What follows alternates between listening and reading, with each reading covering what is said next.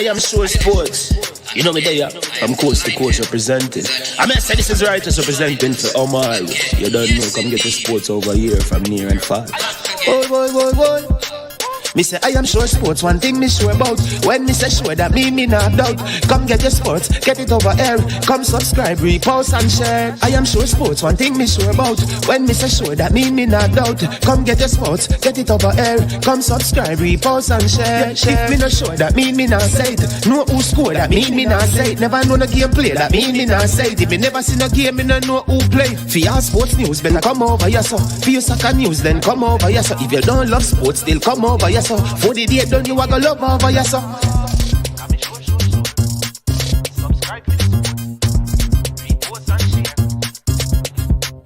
So when it comes on to behavior concerning football, Jamaica is decent. I am sure that if we can get all of these things done, set in place by the end of April, it gives us enough time before the World Cup campaign. Not afraid of no Brazil, no Argentina with these crap of players. We are good enough. Remember, like, subscribe, share. Listen, comment, let me know what your thoughts are.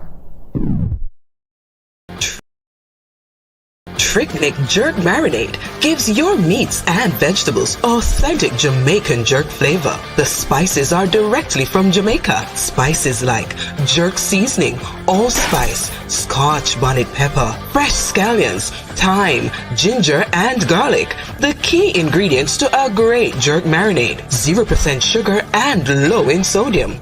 You want to try it?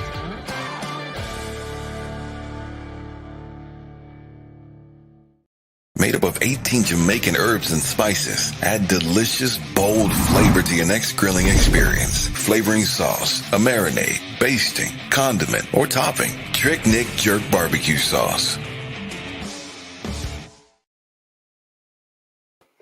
All right, good morning and welcome to I Am Sure Sports. I am your host, Manningsman.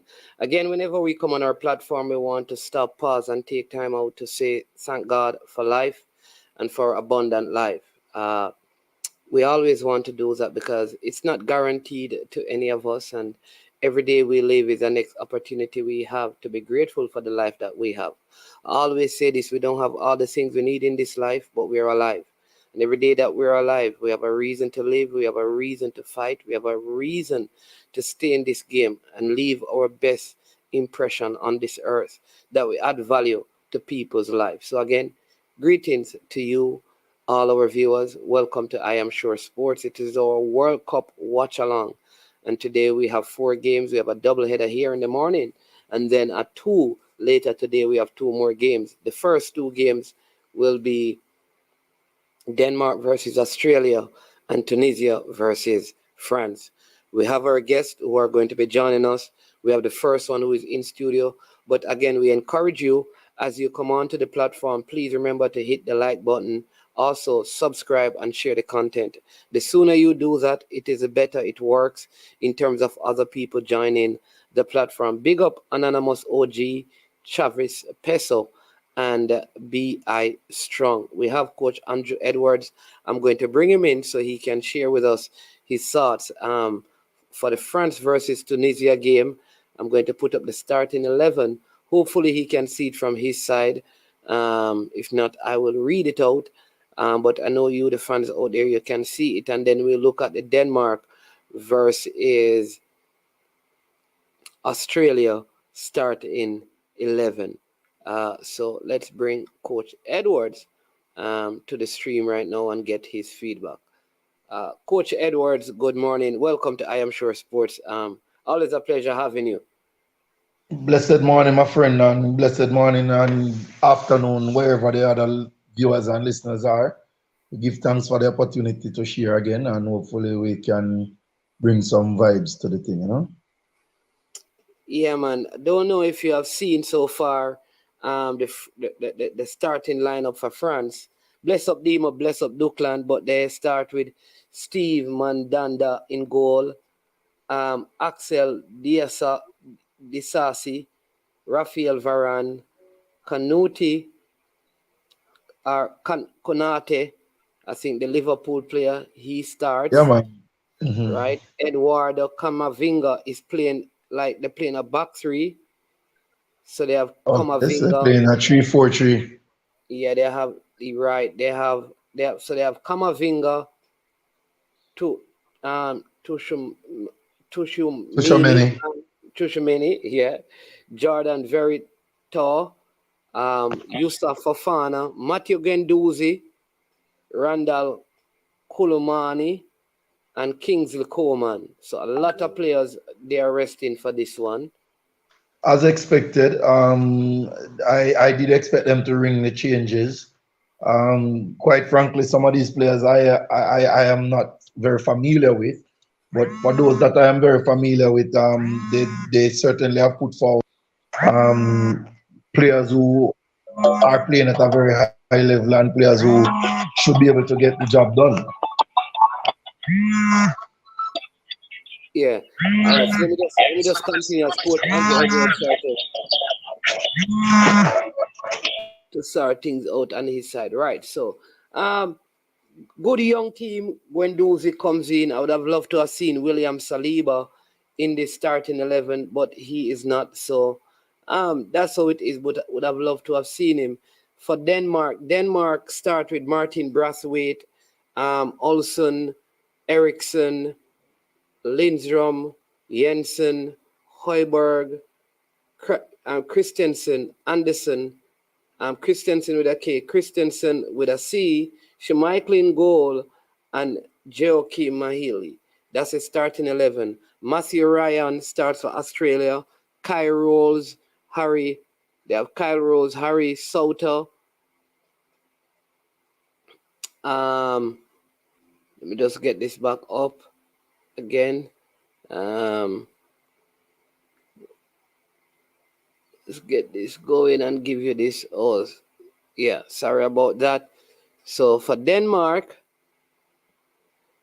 just give it your starting 11. For Australia, right, they have Aziz Beik, Kyle Rose, Harry Sutar, Milius De Genne, Matthew Leckie, Jackson Irwin, Aaron Moy, Craig Goodwin, Riley McGree, and Duke Mitchell.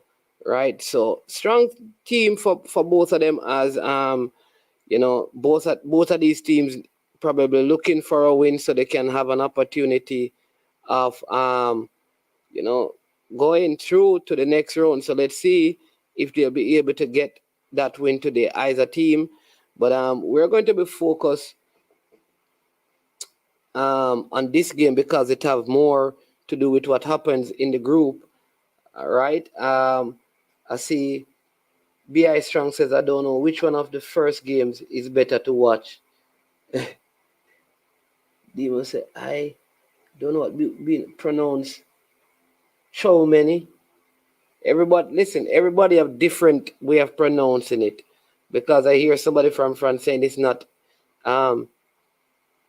says Tushuai. And that is not many, is many. But English people said, so I don't know, Duklan. Put it in Google and see how it pronounces it. But yeah, don't use the American pronunciation. Use the English pronunciation, because sometimes the American pronounce it different and we keep using that. So I don't know, I just leave it alone. Don't even matter that much to me. All right. So 2 games, like I said, Coach Andrew Edwards is back. Marlins. Yes. Yeah. Sorry about that. What we're going to do is we're going to try and push through this part, and when the game starts, I get onto another device. That should cause us no problems going forward. Yeah, man. Okay, Yeah. not a problem. All right. All right. Well, the teams are doing the anthem to start. So if you want to set up that and then come back on, you can do that as well. But you can give your pre-game stuff before. All right. So real quickly, France has lined up exactly as we thought they would, with a lot of changes. The onus is on Tunisia to try and force a victory. Interestingly, Tunisia was the very first African nation to win a World Cup match way back in 1978. They defeated Mexico 3-1. Um, the last time they played France, they actually drew 1-1, and that was back in 2010. So they might be harboring some hopes, especially also the fact that a lot of the players were born in France and a few of them playing in France. But I think at the end of the day, the French is going to be too strong for them. And so my eyes is fully cast on the other game between Denmark and Australia, a game that can go either way, actually. The difficulty for Australia is that their record against European teams have not been very good. They have lost 8 of the 11 World Cup games that they have played against European teams in the World Cup. Fortunately for them, though, they did have a encouraging result against the same Denmark team in the last World Cup 2018. They drew 1-1 with them. So if they can repeat that scoreline, then Australia is through to the second round of the World Cup for the first time in their history. Yeah, they need a draw. But France has made 9 changes to their team. Kamavinga will actually be playing left back. They're playing with they're playing 4 at the back. Yeah. Yeah, well, that's a strange one to see him playing there. Fofana playing left back. And the 3 youngsters playing midfield. Kamavinga, Guendouzi, and Chow, and like Duklan says, Chow-Meni. Chow-Meni. Yeah. Playing midfield. So Fofana is he plays for Monaco. Player that I would love to see at Arsenal. Good player. Oh yes, very good young player. One that I have started paying a little bit of attention to recently, particularly because, of course, my beloved Arsenal has been tracking him as well, and so we follow to see what is it that we might be getting to add to the team there. But he's a very interesting talent, a young midfielder, plays more like a number 8, pretty decent technically, and one that could be using this World Cup stage to launch himself to the next step in club football. Good to see Steve Mandanda at 37 years old getting a game in the World Cup as well. Absolutely. It's one of those rare occasions when Hugo Lloris is allowed to put up his legs and watch the game from the bench. Yeah. What about the other game? You did say a little bit on it. Yeah, I said before that I think it is a game that could go either way. Australia definitely in the driver's seat.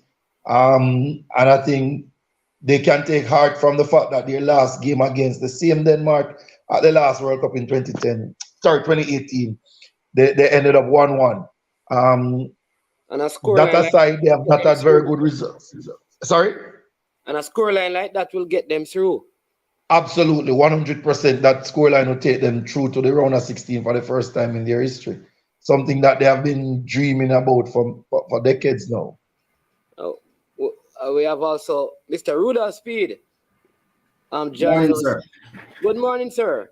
We have Coach Andrew Edwards. Morning, Rudy. How you doing, boss? This is the man now who give us some information that we don't have. Andrew Edwards gave us some, so let's see what he's going to share this morning. You're probably raining on his parade already by sharing that 1978 story. So let's see what he has. Mr. Speed, what say you about these games? Well, he always shares some information that nobody knows, So let's see if you beat him to that this morning. No, man, he have stuff where me don't know, say man. really? It will come, man. It will come. Let me just get up all of my things them up to date here. I have all of my equipment to work properly yet. So let me just get them up and then get back. Well, both games have actually started, so but that, like I said, France has made 9 changes, but Tunisia, they have made 6 changes. So both teams making lots of changes here.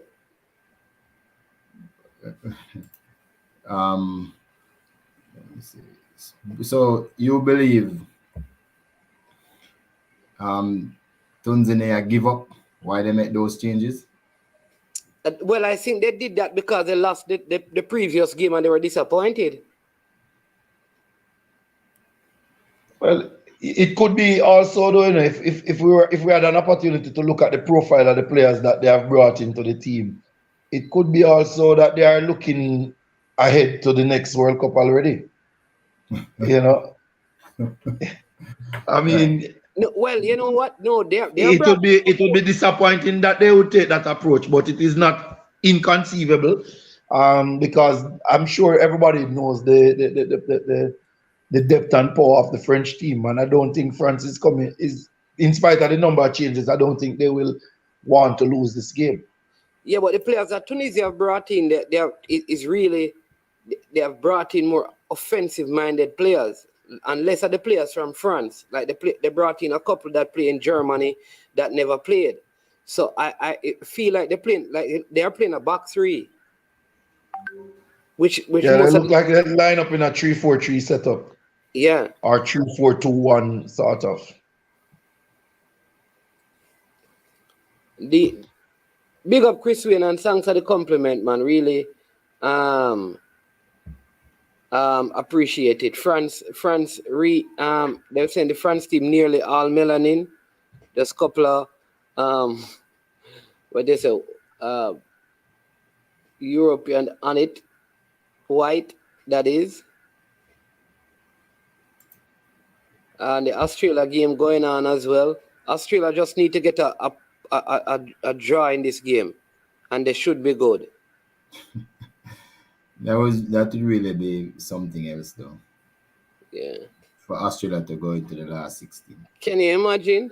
That's Demo saying that they should Australia should be boosted by the fact that the cricket team is smashing West Indies on day one. I don't think they would be surprised by that, though. I think that is expected. I think the disappointment would be if they weren't beating the West Indies. Early yellow card to the Australians. Third minute as Denmark tried to push forward. Number 16 for Australia, picking up that yellow there. Our Mannings are going to jump off and get on and come back on another device, yeah? Yeah, man, not a problem. Because Sir Speed trying to get his stuff up and running as well. Yeah, man, I'm up and running now. So you have Australia versus Denmark. Yeah. Australia really have a chance to go through to the next round if things stay as it is right now and both games drawn. I still think France will have too much firepower for Tunisia. So Australia doesn't have to worry about Tunisia. What they need to do is just worry about themselves right now and don't lose the game. That is what they need to qualify in my mind at this particular point in time. Yeah.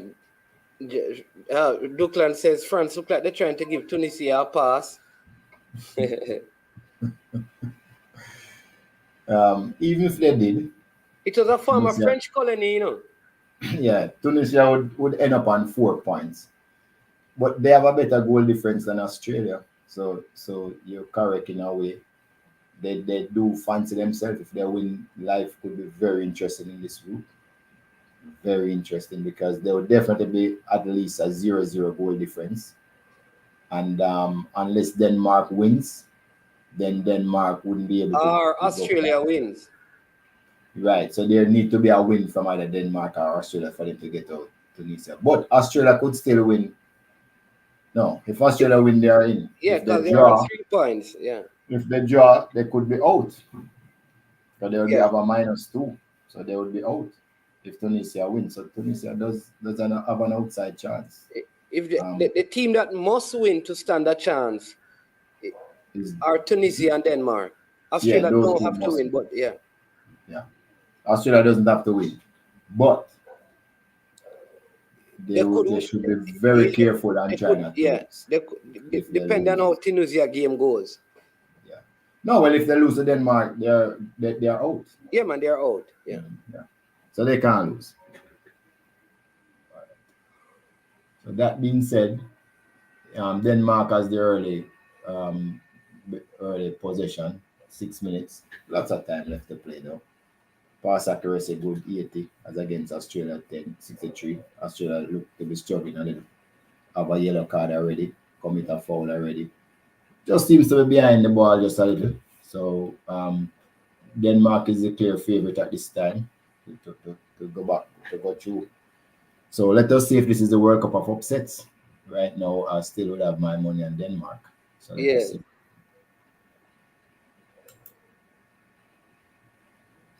Goes over to France now. Interesting. This is ridiculous. France has 20% possession after 7 minutes. Pass accuracy is 57%. Interesting. Of course, that's what happens when you have 9 substitutions to your team. Yeah. Tunisia have 83% pass accuracy and 80% of possession. Interesting. So let us go now and see what the stream is showing me. And I'm watching the French game. Referee smiling. A lot of happy people there. I like the French jersey though. No, I don't like night jerseys. Really? No, I think Adidas make the best kits. Australia on the attack. Poor pass though. Goes out.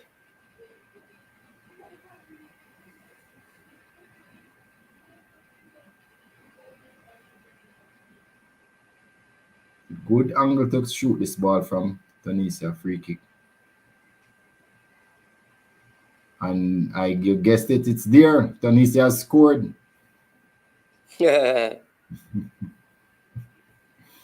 So the flag was up though. Look something is wrong. Flag is up.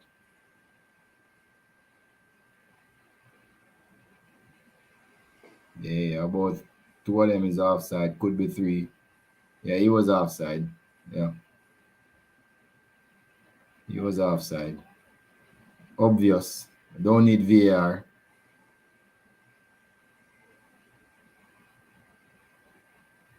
Obvious. I think this will wake up the French team now though. All right.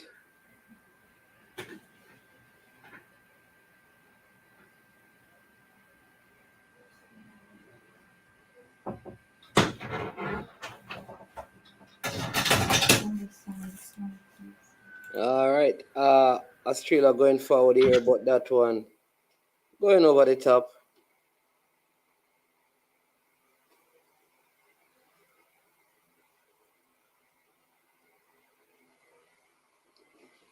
Big up, Sir Christopher Carroll. Much respect. Thanks, yeah, man. Offside.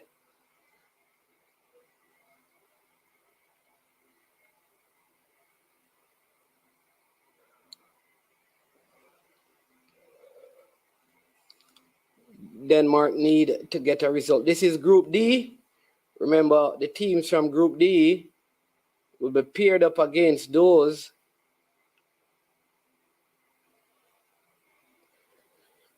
Group C and Group D. So if Argentina finishes second, they could end up playing France in the next round. And that's the interesting thing in that group. Denmark almost getting the breakthrough right there.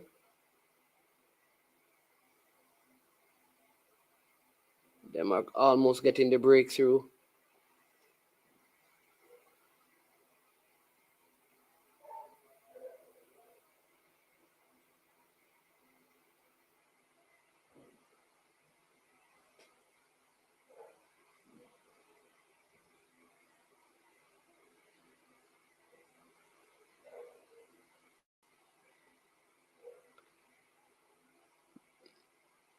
$11 minutes so far, still 0-0 in both games. Tunisia actually hit the back of the net, but the goal, it was ruled offside, clearly offside, so no arguments about that one. Denmark with an opportunity here to take the lead against Australia. Oh, what a brilliant save by Matt Ryan. Think the player Jensen there should have gone for the far post, went to the near post. Matt Ryan was able to pull off a save. Ball played over the top there. Denmark with an opening. Should have done a whole lot better. Should have done a whole lot better there. Jensen for Denmark. Matt Ryan at the near post. Pushing that one over the top. You can see his teammate run straight in with him. That's Jensen, thinking that he should have really done a whole lot better with that. Again, people, remind you, if you're watching and you have not yet subscribed to I Am Sure Sports, please go ahead and do so. Also, remember to hit the like button. Yes, hit the like button, people. I mean, and here's what I don't understand the people. You know, they will come on just to watch the game or to hear the commentary and the breakdown, and they like what is going on, and then as they finish, they unsubscribe. I'm wondering why. Very strange. Jamaica is a very strange culture, you know. People love what you say, but they don't like you, you know. Jamaica has a very strange culture. Like, and I'm going to use this opportunity. You know, I always want to talk to people. As a society, you know, we're going to have to be better. We're going to have to be, so many other societies, the people are for each other. Like, they support each other. They live as community. We need to be community focused, man. We need to be community focused. And elevate each other. Seek to help each other build and get stronger and better. Tunisia on the attack again. Good defending from the Liverpool man there, just using his body nicely to have that one run out for a goal kick. It's make it 13 minutes. Australia versus Denmark, still 0-0. Whoa! Right. And I'm watching France versus Tunisia, and now I must tell you that Tunisia is actually doing very well. They have 57% possession. France has stepped up a little bit from the 20% to now be at 43. Pass accuracy has come up to about 69%. Tunisia started to feel the effects. But this seems to be more threatening. They are playing with a lot more vigor to try and see if they can score a goal. They know what the stakes are, and they know that a win could help a lot. Yes. And Denmark also, firing loads of shots here, realizing that they too need a win. But are they firing the shots at the spectators or at the goal? Just saw that in the French team, only 3 players and 4 members of the coaching staff aren't immigrants. Yeah.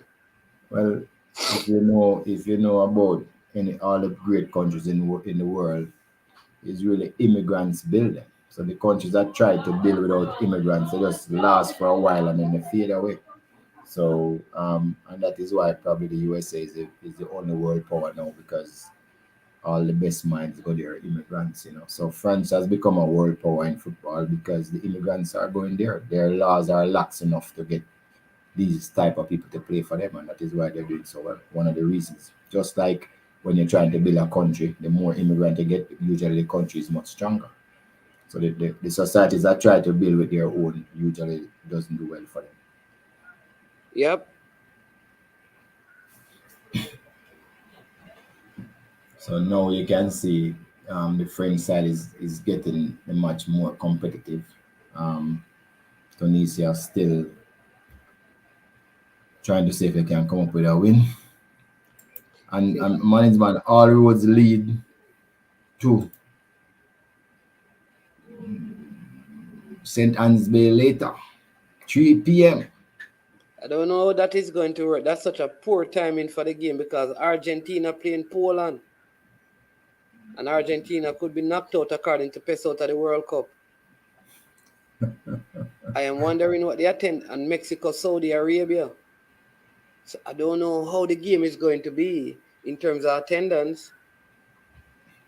Right. Rob Smith is saying they are all immigrants in France, but most are, of my all is developed in France. Most came as babies. Now, yeah, I mean, we're not saying anything against what they're saying. What that means But they that the still immigrants, help to build it though, even though they're coming as babies. yes, and they bring a different perspective to the game in France. I'm sure if you were using native French players, the team wouldn't be wouldn't close to be as good as it is now. And that's what immigrants give you. They give you the mixing of the population, different structure, different strengths, different weaknesses, and always improve. So Yeah, Australia just trying to keep themselves in this game. Really putting in the tackles.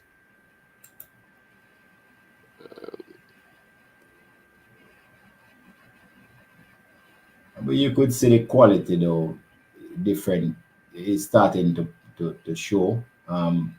Denmark have 69% possession to Australia 31. 85% pass accuracy. Australia is at 67, below international standard. They have 2 fouls apiece. Australia have a yellow card. But you can see the superiority of the team. That these stats tell a story. Not who's gonna win, but it tells you a story who is technically better. And you can see that the Denmark players are technically better than the Australian players based on what they have been able to achieve. Yeah. So as you say, they have a chance. Before they won the last match, Australia was one of the teams that lost the most matches in the World Cup. So this would just be a fairy tale right now. I mean, what a salad that was on Kamavinga. Oh, look at that. They replayed it time after time after. Oh, they're doing it again. Welcome, Demo Jury. Good morning, guys. Good morning, Sir Speed. morning. You can just heal up Mr. the Great Owen Speed for me as well whenever you get the chance. Will do. But Demo, him close to you, Demo. Who? Yeah, he's close to you. Oh yeah? Yeah, man, if we send him number, make you talk to him. Yes, man. That's the greatest cricket coach in history. God have mercy now, man. Don't want to take a joke too far, man. Because No. No. Man. I have to defend him, man. Obviously, you're going to defend him. Yeah, but him used to coach Mona High. Where Yes, you go, sir. Mona High? You know, go final. That's sunlight.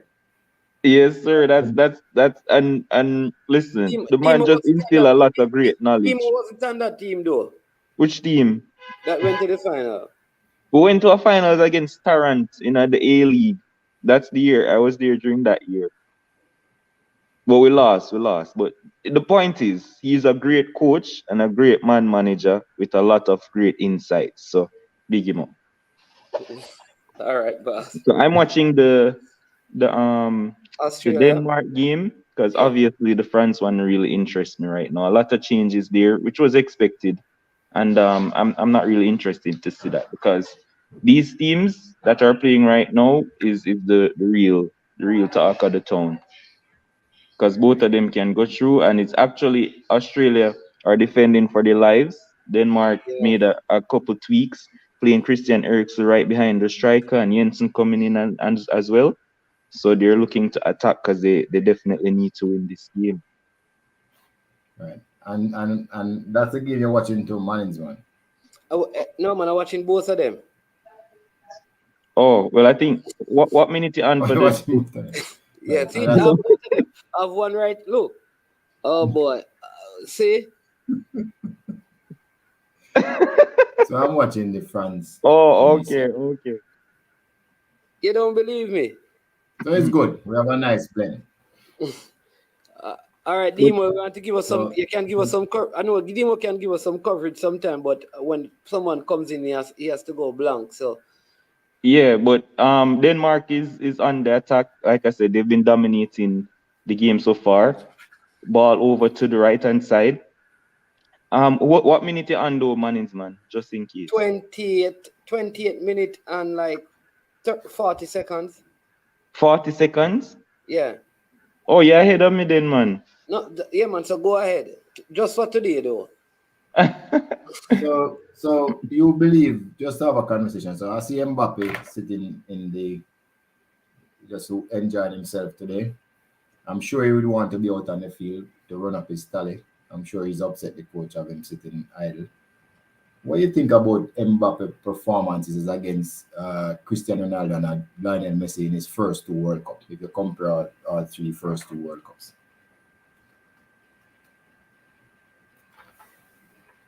Dimo. Oh, that was for me. So, Yeah, Yeah, man, you. test yeah. knowledge. Test knowledge. Test knowledge. No. It's not a matter. Pretty much, it's not a matter of knowledge for me per se. You know, it's for me. It's all about personal preference. Because I'm not. I've been on here, and I've come out and I've said that I don't rate Haaland as a footballer, right? And people are gonna say, but him score all of these goals. But that for me is not what I prefer in my striker, if you understand what I'm saying. So we can compare all of the goals that Ronaldo score and these things and the goals that Mbappe have. But personally for me, I just think Lionel Messi gets involved more in the play and the build-up play. And he has so much strings to his bow, if you understand. So I'm not just going to be watching his goals and his assists during the World Cup, but what he does for his team going forward, how many chances he's creating and all of that, link up play and all of that. So people are gonna look and say, but Mbappe score all of this and him winning World Cup and he's 3 goals now and leading the Golden Boot race and all of this kind of stuff. But for me, it's just not all about goals. So this all go down to it's very subjective for me personally. So that's fine. It's a good answer. Yeah, It's a good, it's a good it answer. sounds political, right? You're going to do politics eventually. No, man, but it's just that. Me just not. Me go way beyond stats if you understand what I mean. I think for me, though, what I'll say is right now, on Mhm. form, Kylian Mbappe is the best player in world football. Because of what? Club and World Cup together. Because of his goals. And it's even of his performances at PSG. But He has Messi has been elite for PSG this season. It's not just his goals. That's what I say. no, I have to give it to Mbappe, right? I would say personally, I would do that. No, he's not in the same class as Messi though. So like it's not like I'm saying that he's like some goat or bigger. No, he's not. Mm. But right now, if you're to pick no, and that's how football is. Sometimes players get older and younger players come up. I would say that he is the best player right now on form. All right. Or do you use a different word like the most impactful player? I think Messi is more impactful than him. So why would you get the best then? Exactly. So no. So because when I look at the impact of a person, I think about the different ways they can impact the game. Like you don't see Mbappe taking free kicks a whole lot in the team that he's at. Yeah. So Messi can do that. You understand me? You don't see Mbappe coming deep or being required to do that for his national team. Messi is required to do that. But in terms of just goal scoring and changing the game and all of that, Mbappe has been doing that. I think Mbappe has done that at PSG, scoring goals. He has done that done this for France. But so that is how I see it. I guess it depends on how you measure impact or how I measure impact. Right. Well, you know the most important statistics in a game, right? Everybody know the most important one. And the second most important one is assists, and the most important one is actually the goals. But I was just looking at it from the point of view that yes, and it is correct. It's hard to you to compare Messi, who is at number 10, as against a number 9. No, Cristiano Ronaldo is more of a 9, just like Mbappe. They are more the 9s, not a 10. Yeah. And it's kind of difficult to compare both of them in a way, because they are so different in what they do. But for impact, I would never say Mbappe is the best footballer because of I know what the 7 tenets are and I know him can do them better than Messi. But for impact, I would give him the edge right now. You know, Okay. and I hope him develop more because him could become eventually just a pure goal scoring machine. he could eventually become the person who scored the most World Cup goals because he does have 2 more World Cup, I would think, in him. You know? Mm-hmm. And his team will go far. He'll have a lot of opportunities to score. Yeah. Coach Edwards, you heard the question. Coleman had an opportunity for France not too long ago, but his Yeah, I saw it. Yeah. Yeah. You have any response to the question? Well, I didn't hear the question. I just came on and over here a discussion happening about Messi and Mbappe being the best players in the world at the moment. No. Yeah. So, and this is the thing, right? We're you see, if you go by the Ballon d'Or, Karim Benzema is the best player in the world right now. No, that was for last year. Right? But was he the best player? Was he better than Kevin De Bruyne? As our all-round player, no. There you go.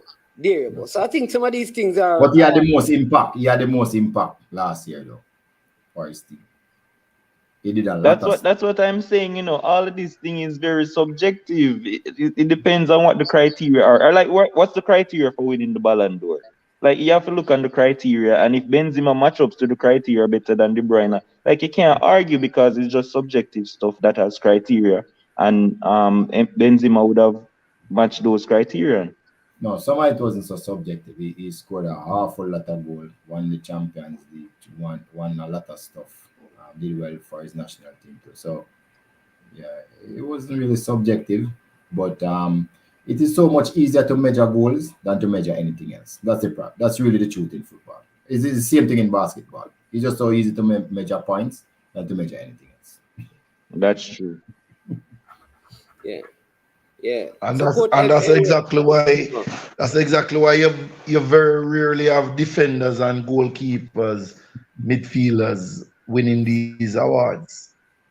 Correct. You know, I think the last time we had a defender who was classified as the best player in the world was Cannavaro from Italy in 2006. And he had to win the World Cup. And absolutely. I mean, apart from Van Dijk being robbed, when he came second, you know, that's probably the closest, the closest thing. I mean, Messi deserved it. I'm not gonna be biased, but to me, personally, Van Dijk was the best player in the world, even though Messi had all the stats and all that stuff. But you're not going to have a defender winning it over Messi with those kind of stats. What stats can a defender have to be the best defender? Well, boss, I don't know. Clean sheets, I guess. Best defender or best player in the world? Because I don't think it's... Yeah, so that is the thing, you know. What stats? Because clean sheet shouldn't be the keeper. As Rudolph already pointed out, you know, the most important stats in the game is goals, and the next most important is assists. So when you think about the statistics that a defender is going to dominate, those are going to come way down the pecking order of importance. So it's extremely difficult for a defender or goalkeeper or even a central midfielder to claim those awards. So to get a chance to win that, you ask about the stats. To get a chance to win it, you have to win the World Cup. You have to win the World Cup and as a defender and the Champions League and your domestic title. If you win those 3, you have a shot. And probably the captain of the team. Because Van Dijk was imperious that season, man. Like, you can just watch and you see what he did for the Liverpool team in terms of the transformation and conceding less goals. And just by him alone, I mean, Alisson played his part as well, but that season he was immense. So, and anyway, yeah, people still 0-0 in both games. But let me get to the Australia game because Australia have been defending. Coach Edwards, tell me about this because they need a draw. I always said it. Is this the right approach to go into the game? Basically, defending from minute 1. I think it's always a game like this always favors the team that needs to win, because obviously they can basically throw everything at you, knowing that they don't have anything to lose. Put it that in quotation marks. However, if you go back to some things I mentioned earlier about the statistics and all of that, I am not surprised by the approach of Australia because This is going to be their 12th game against European opposition in the World Cup competition, and they have lost 8 of the previous 11, right? Winning only once. So they know that quote unquote history is against them, right? Then if you look at the quality of the teams in terms of the player personnel, it is not unsurprising that Denmark would be bossing the ball as well, because if you think about the makeup of their team in terms of the people who they have on the park, Ericsson, Brathwaite, etc. Those guys can actually keep the ball moving around for long periods. So I think Australia is doing what they are capable of doing in the best way possible. And of course, I think their tactic is to try and play that way, hoping to hit Denmark on the counter attack.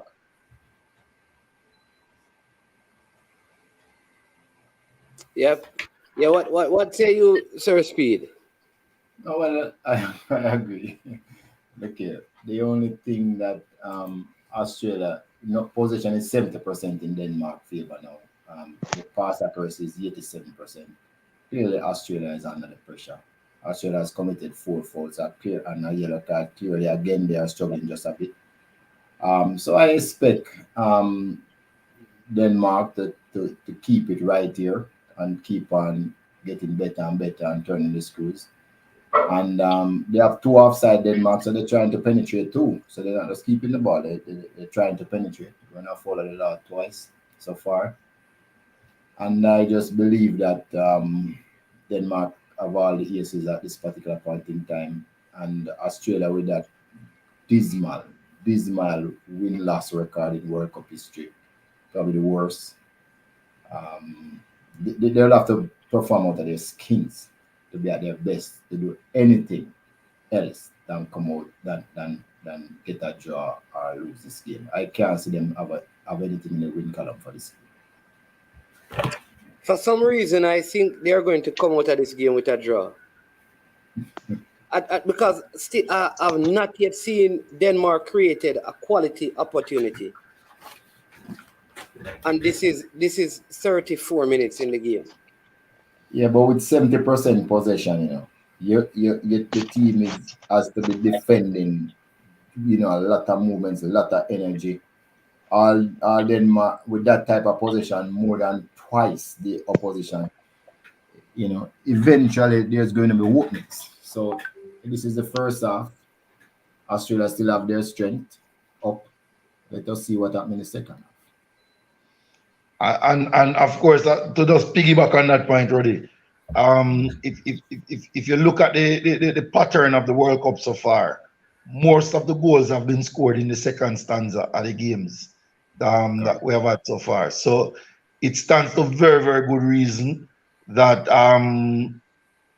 Australia will concede in the second period if the game maintains the same pattern. The one thing that I could say that might give them some glimmer of hope is that a lot of the games have also shown that the team that dominated the first half is not always the same team that carries forward that domination in the second half. Yes. This French team though is really struggling. Not used to playing with each other, man. 9 changes. Yeah, they're really struggling. They have 54% possession. Tunisia has 46%, pass accuracy 82, same as Tunisia. And I can understand why a team like Tunisia will be experiencing such a high pass accuracy. Tunisia again took a shot, the goalkeeper had to save. Is for the simple reason that the French people just standing around. There's no transition game. They don't transition into attack or defense smoothly. They're just standing around and reacting to play. So yeah, but if you look at it also already, they seem to be playing, apart from the fact that these players would not be playing regularly together as a national team. I think you can see clearly as well that especially in the left back area, they're playing a Kamavinga who is woefully out of sorts in that position. And I think they're struggling for rhythm more than anything else. I'm playing basically CDMs in all the midfield roles are covered by CDMs. Really, there's no creative play. When Doozy is a CDM, Kamavinga is a CDM. Fafana is a CDM as well. Chouameni is a CDM. There you go. So maybe it is not within their nature to really be creative and take good possession of the ball and do things with it. So we also have Coach Huntley Swaby, who has finally arrived. Welcome, Coach Swaby. Good morning, gentlemen. Morning. You know, had some things I had to take care of this morning. Crazy traffic coming home, so it is what it is. System almost crashed anywhere coming in, Coach Swaby. For real? Yeah. Why? Oh, man. My head's so big, you take about the picture. You got people that said that sometimes, you know. Fresh God, big up yourself. Andrew, big up yourself. Gentlemen, like I said, it's good to see another day and enjoy the stuff that we love, which is football, right? I heard the conversation with this French team, but I think they, despite the changes, they put a team out that's a safe team. You know, they might not win the game, but chances are they're not going to lose this game. You know, so it's a safety. There's no risk. Midfielders are all central midfielders who best part of the game is recovering the ball. So I think the French is gonna, you know, because I'm watching the French game. I'm not as good as you guys to watch 2 and 3 games at once. I'm not man is man. You know, I won't use the words you used yesterday. You know, so I am at that spot where I can only manage one at a time. So, but the French team seem like they're in good control of this. You know, I saw the possession, the accuracy, and Tunisia has a high accuracy, pass accuracy also.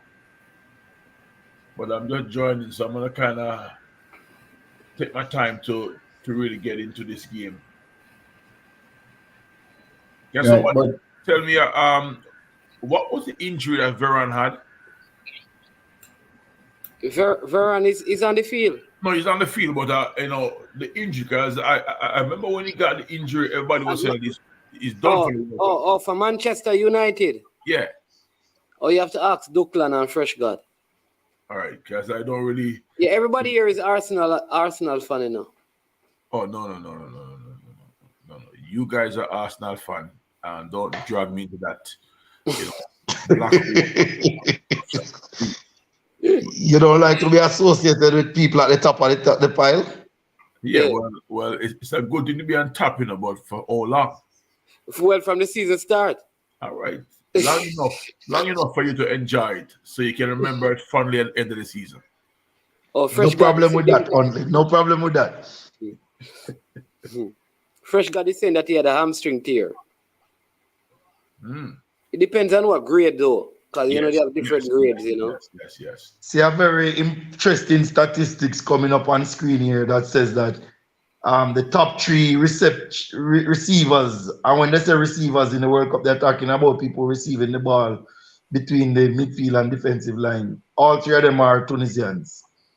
So it is suggesting that the French are not penetrating a lot, even though they have been dominating possession. And you can see they're playing kind of what we call umbrella football. Basically, just moving the ball around from side to side safely. And again, that's not surprising given the type of midfielders that they have on the field. Yeah.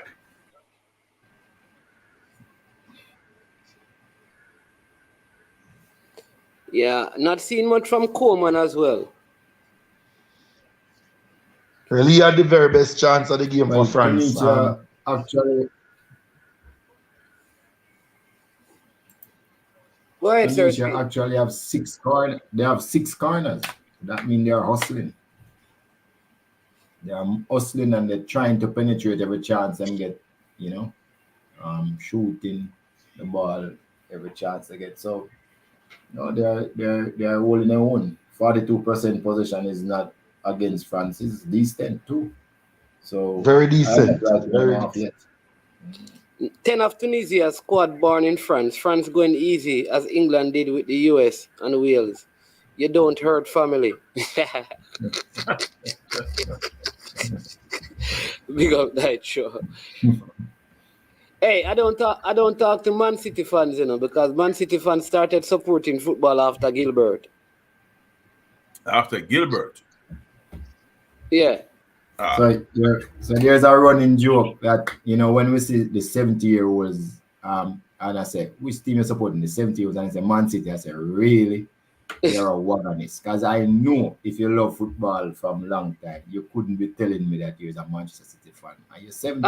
Well, unless you were born close to where the field is, like, you understand me? Like the Everton people, they're Evertonians because some of them are born, closer to there. Yeah. I don't think they made a choice to support Everton. They just, because there's that close proximity, they decide to just. Well, I know one guy down here in Manchester, from around a New Greenness, who claimed to be an Everton supporter. Well, I can't say claim because he actually does behave like how us Arsenal and Liverpool and other fans behave as it relates to supporting Everton. And he's a young guy because he's about 36 or so, 37. And that was a shocker for me how he ended up support Everton. He must support Everton because he hate Liverpool. Probably. And I really love Everton, I hate Liverpool. I must tell you that Tunisia missed a glorious opportunity to score just a while ago. Yeah, man, we're seeing it here. Replay. Right side here. The problem in that situation, though, Roddy, is that they didn't have many options in the box, and the one striker didn't make the best run in that situation. I think he should have attacked the front post. Well, if he had just followed through between the two strikers, between the one that he probably would have gotten it in. He stopped expecting a cutback. Yeah, and France struggling in that left back position, makeshift thing not working. But people remember. But they have to do that, though, management, because if you remember from the very first game, the first choice left back got injured, and his younger brother Theo Hernandez had to come into the game. So technically speaking, they have only one fit left back in the squad right now, and so this is a clear indication from Didier Deschamps that he's going to preserve the one gem, put that in quotation mark, that he has right now. Yeah. So people, here's what I'm going to do. I'm going to leave you in the capable hands of our astute panelists for a little bit. They're going to take you through halftime. By the time halftime is done, Man's Man will be back. So I'll leave you in the capable hands of Rudolph Speed, Andrew Edwards, and Coach Huntley Sibe. No, listen, we have them. Listen, nobody can tell me that we don't have the best panelists covering the World Cup. Not even the BBC can compare to this. I'm telling you. See you later. Thought he was leaving early for go match. Mount Pleasant playing at 3. Oh. Gotcha. Okay, the only thing I'll say about... You have game today already? No. Just Mount Pleasant didn't play a game, so they played it. It's a reschedule between Mount Pleasant and Tivoli Garden. But maybe management going to fix up everything, get the bus, food. He'll soon be back. He's going to give the team talk.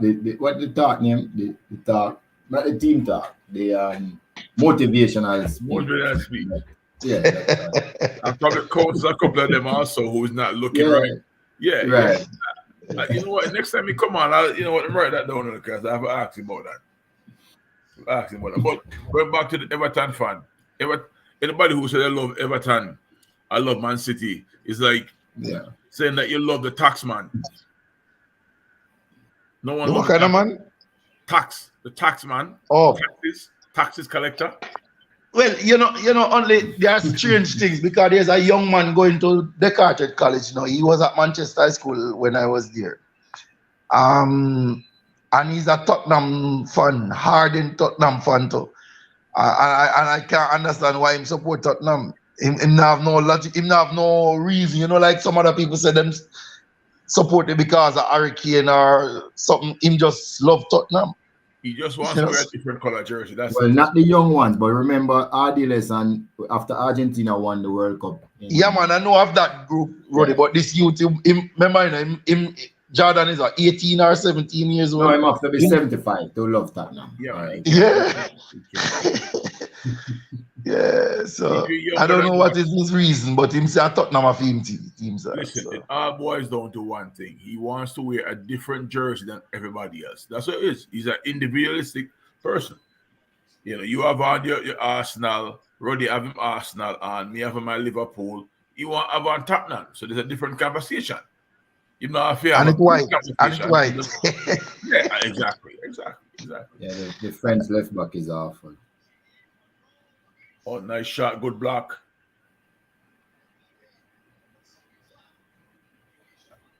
Right, so we're approaching half time.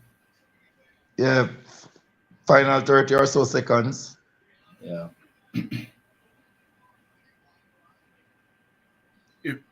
Correct me if I'm not right.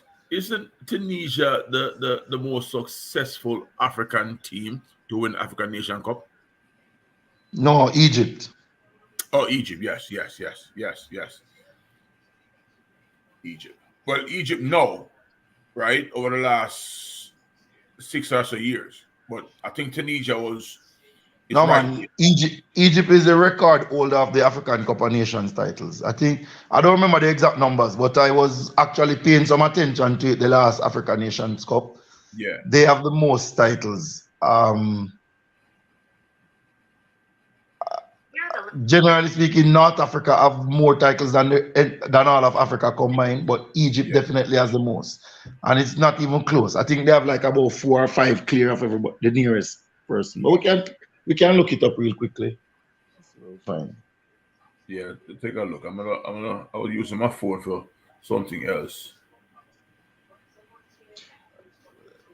Any of you guys have the score, the halftime score in the other game? Yeah, the Australia-Denmark game, it's halftime and it's 0-0. I could just run it down. Australia took 4 shots, 3 on target. Denmark took 5 to on target. Denmark had 66% possession, Australia had 34. Pass accuracy for Australia, really below international standard at 68%. Denmark at 83. Australia fouled 6 times, Denmark 6. Australia has a yellow card.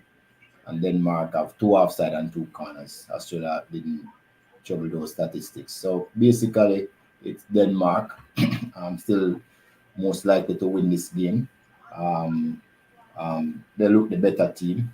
It's just a matter of let's see what happens in the second half. But Australia has done well. Keep the hopes alive up to this point. And it seems as if they have reduced the possession deficit as well. Oh yes, because it was 70-30, so they have done better in the last 15 minutes. It's now 34. Their position is 34. But it could also be that Denmark might have said they are defending the box. You know that tactics, defend close to the box, defend around the box. So they might be saying, why don't we just give them some more space to pass the ball, and then we'll have more space to run into. So this is the era of the tactics. So it could be. Like that, I think. I'm seeing here that Egypt have 7 titles as the winningest most team. Trying to find the table with it. I'll try to do the same thing also to find. But they have 7 titles for the most wins. Yeah, I'll just run on the stats for the France-Tunisia game. Yes. So. Please. Tunisia had 3 shots, 2 on target. Pretty good. France has 2 shots, 1 on target. Tunisia doing well, 42% possession. France has 58.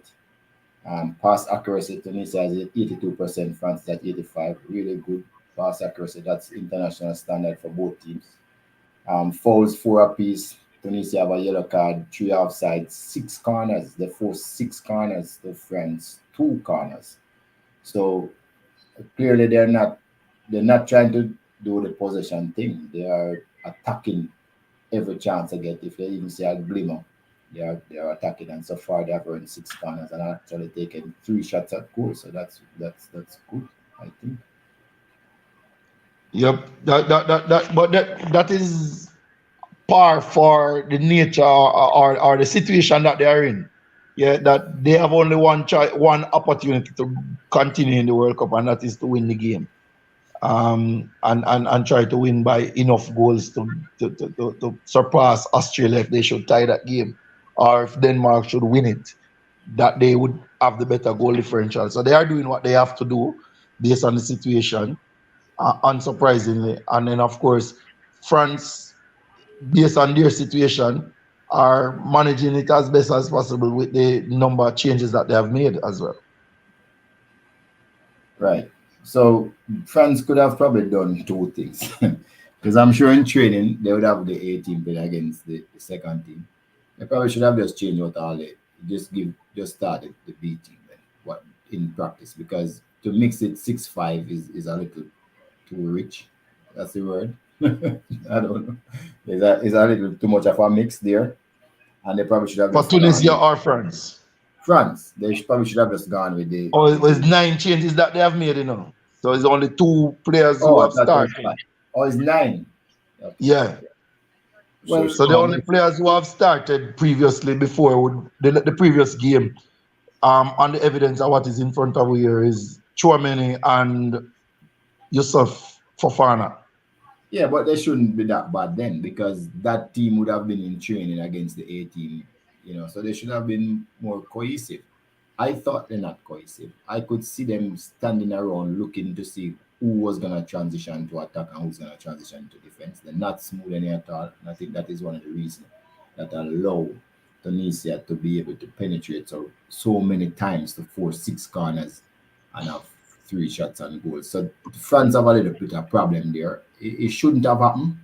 I know a lot of times coaches see just the A team, but I mean the assistants usually rally the other team and coach them through during training. So I'm a little bit amazed. It tells me that France is just relying on the starting 11, and they can't. The first 11. Yeah, they can't go too deep with the other team. Yeah, that says that also, but it also reminds us that they've had major injuries coming in from the camp. That says that these guys are not just second choice; they were the third choice guys coming in. Third or fourth, even. Third or fourth. So but having this much training together, because remember, even on the first team, the guys who play the full 90 might get a day off after a game. These guys are still training to keep themselves fit and sharp. So I honestly think that France should have looked a little bit better, more in control. Yeah, but I think the bigger problem, though, gentlemen, is the characteristics of the players that they have on the field, though. Because if you think about it, realistically speaking, apart from the front 3, the nature of the remaining players on the park are defensive mindset players, generally speaking. All the midfielders are central defensive midfielders who play as 6 or 8s. None of them play as 10s. Yeah. We actually have a number 8 playing as a left back in the team. Yeah. So I think the creative spark and that natural instinct to transition forward is lacking. Where I will concede in line with what Roddy is saying is the defensive transition, where they seem to be looking to see what happens. That part I think should be at least a bit better, but I'm not very surprised with the offensive side of the game from them, though. And from what I've seen with the left fullback, because I made sure when you guys called him out earlier, I looked and he has not looked steady, but even on the app, they're giving him very high markings. Maybe they're saying, hey, because he's a reformed midfielder at left fullback, they're saying he's doing well considering, but they have him at 7.6 right now on Footmark. So yeah. Interesting. Yeah. So Winston Berger said France has no problem. They have already qualified. I'm just reading a comment. No, I disagree with that. I think the strength of your squad give you that no problem thing a different look, because if your squad is strong enough and you can take 9 players off and put 9 players on, you should be able to show the depth to say, hey, listen, if I, God forbid, something happened, okay, COVID's still around, 3 player test for COVID tomorrow morning, you have 3 guys who can step in and give you a similar level of play. And right now, we're not seeing that. But the beauty about this, though, only if you look at it from the other side, though, is that being able to make this many changes and pretty much going into the knockout phase of the competition with every single player in your squad at 26 playing some minutes in the World Cup is a very, very good thing. So now the coach is much more informed about which players are able to deal with the situations or the environment of a World Cup campaign. Yes. So yes, it might be a drop off in quality, but we're certainly not going to see these 9 players playing together again. Maybe one or 2 of them might play for the remainder of the World Cup. So that is a positive way to look at it as well. But isn't it a case where he probably got the balance wrong? It's not that he has 23 players enough. So it's 20 outfield players and 3 goalkeepers. He has 26. It's 26 really. No, I'm saying it's not that he has 23. He has 26. I'm saying okay, got you. He should have gotten the balance better without a second number 10. He had 3 more players to do something. So you're talking about the pre-World Cup selection naming of the team? Yeah, the squad. It should have been more balanced. But then now that means we'd have to now go and dig into the players that were not selected, that could have been selected, to see what kind of quality might have been overlooked. I'm just saying because of the point you make about the midfield, all of them, Yeah, I know that's why you're saying it. And I'm just trying to add something more to it, not contesting what you're saying in here at all. Just trying to say that then we'd have to look now to see which players were not selected that could have been selected. Right. One player that comes to mind is the guy near OR. Usim OR, that plays Olympic Lyon.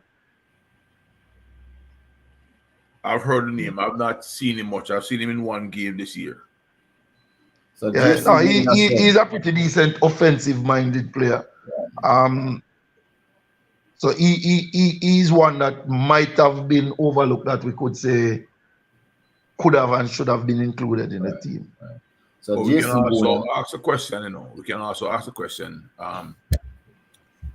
Well, not ask a question, but from observation, the last 2 World Cups.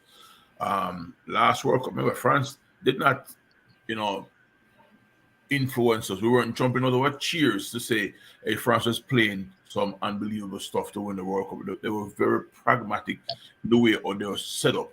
And I think the coach probably brought so many central midfielders to say, hey, if we ever get in a situation where we can play on the counter, we can at least secure the middle of the park, because we have the big thoroughbred, killy, as they would say, Mbappe up top, where all of us know if they play on the counter at any point, they can cause issue for most teams, if not every team in the World Cup.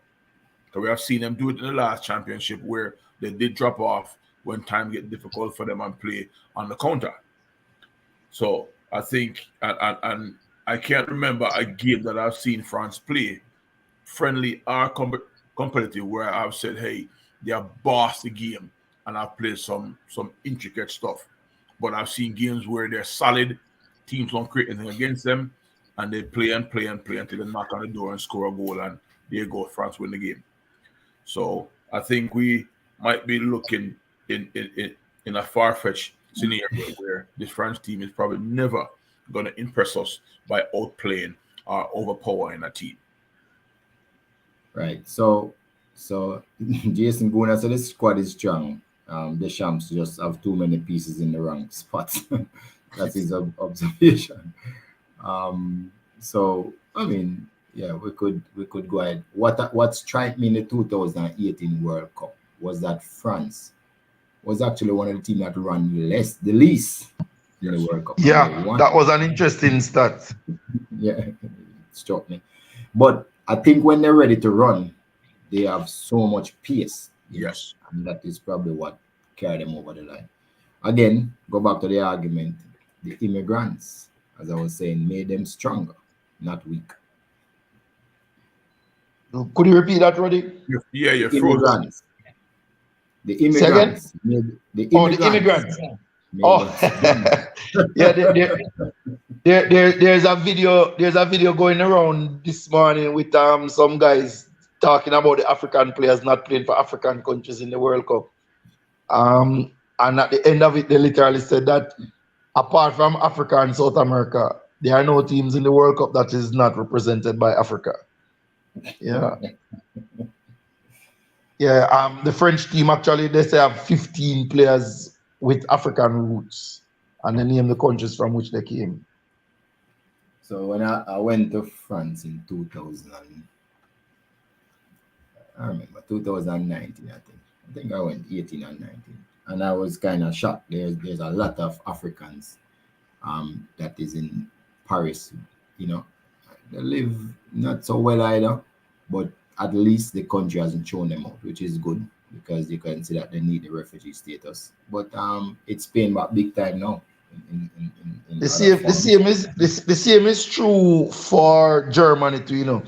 But I tell you though, Roddy, you see, I'm going to assume that you would have seen the Belgium long-term development document before, right? Yeah. And one of the things, I don't think it is written into the document, but I remember when I met with Michel Sablon a couple years ago when he made a presentation at a CONCACAF workshop, and he made the point that the Belgium Football Association and the government of Belgium made a deliberate and decision, intentional decision to include immigrants into the national team. In other words, so they made efforts to regularize and legalize people with shady status, so to speak. And that is how the Belgium team became the powerhouse that it is now, because they are one of the teams that have, in the past did not actually include Africans and people of color in their thing. Right. For a long time. Right. For a long time. Yeah. I met him also in 2019, and he made a similar claim to me and some coaching guys that were in Las Vegas at a coaching convention, and he said that they actually changed the face of how the Belgians see Africans. You know. So the second half has started pretty much in the same manner as the first, where Tunisia is on the front foot very early out. Yes. Lots of touches. And a while ago, there was a little nervous moment for a tackle in the penalty box. Yeah, I saw that. But good tackle, though. A good tackle. It ended up being clean and safe. But a very risky. Only just to give you a quick update on the question you had asked about the Africa Cup of Nations. Tunisia has actually won one title. All right. Egypt have 7, Cameroon have 5, and Ghana has 4. Nigeria has 2. So those are the most winningest teams in the history of the competition. Yeah. The tackle was you can see his boot touch the ball though, but thanks for the info. So from Egypt, it's pretty spread out among everybody else. Not everybody else, but some big name has had that trophy. Yeah, man. West Africa is the dominant place though. Ghana, Nigeria, Cameroon, Senegal. All of those countries are all West African countries. I thought that was a risky tackle Very, He got it very right, but I thought it was just so risky because in the box the players had his back to him, and he left his feet. I thought that was very risky. He got it right, but it could have gone some other way. Could have gone the next direction in a hurry. Yes. And there was a huge protest all over the ground. No, I don't know how the French started out the first half. Were they on the front foot pressing? Because now in the second half. No, the French had sat back. The French not pressing anything. No, they're stepping out, trying to get after it. Yes. Doing a very poor job also. Because Tunisia just remained very calm and played through it. Hey, Roddy, going back to the conversation about the balance of the French team, though. Another player that could have been included in this team, I think, is the former West Ham player, Payet. Payet is his name? I think so. Yes. Payet. Plays for Marseille. No. Yeah. And I thought those would be interesting pick, but maybe the coach is looking towards 2030. I don't know. Payet is a bit up in age, isn't he? It's a part like 233. This kid Kamavinga is a real little beast. Is a real little terrier, though, It's like a bulldog, Yes.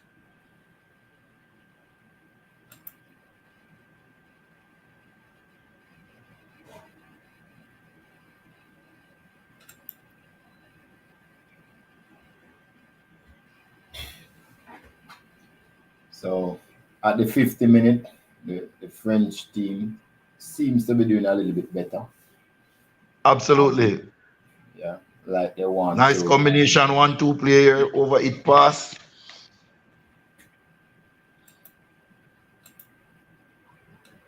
Roddy, you have to keep updating us on the other game, please. Oh, yeah, no problem. So it's still 0-0 in the 51st minute. Denmark still have the head 65% possession. So they are in the threshold that they should win, all things being equal, in a normal game. Very important interjection right there.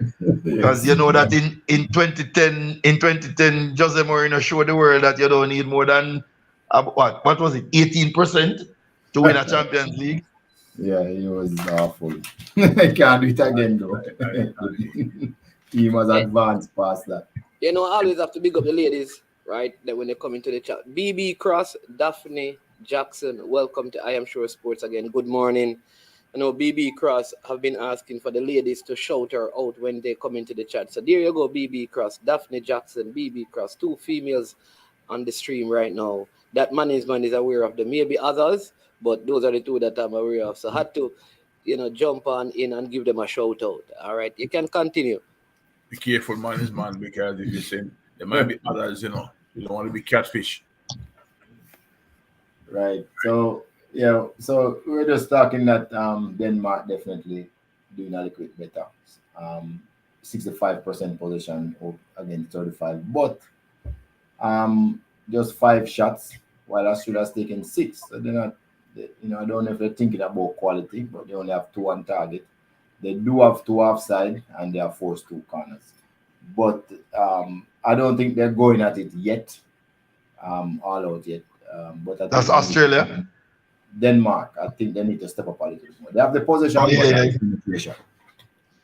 They need to step up. Just now, gentlemen, there was a scare for the French again. Fofana going down very, very easily in the penalty area, gifting possession. Complaining that he should have been given a foul, but I can't understand why he would have been so soft defending a goal and a place in the World Cup. Very fortunate to get away with that one, I think. You don't get in a card. No, it was a card situation. I mean, the attacking player came up on him from behind, so he was trying to shield the ball out, basically.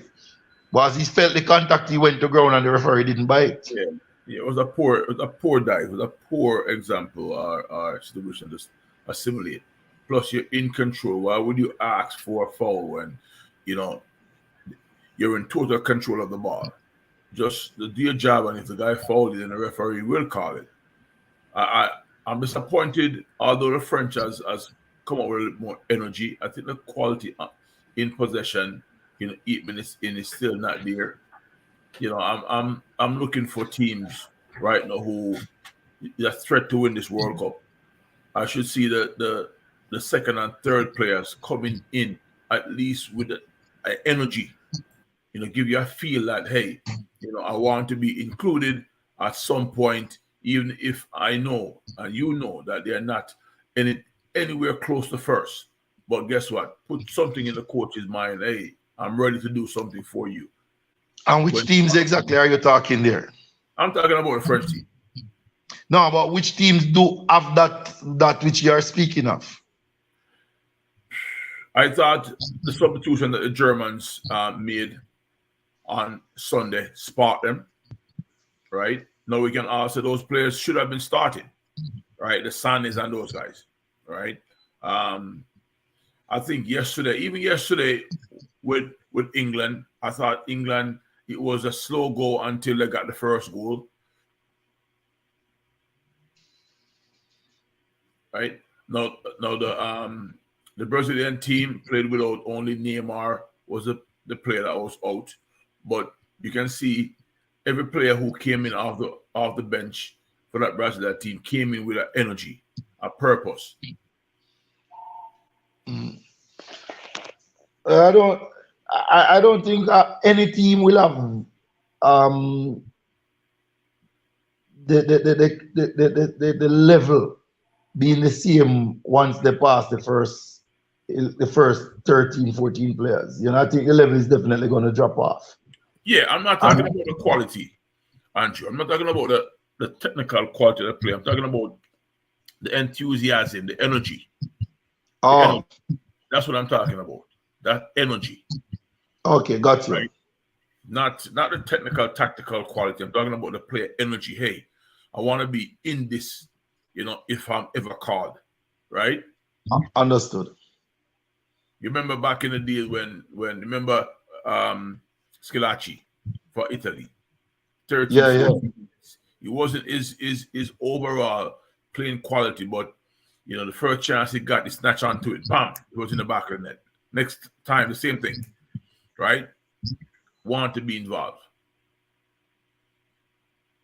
I got you, my friend.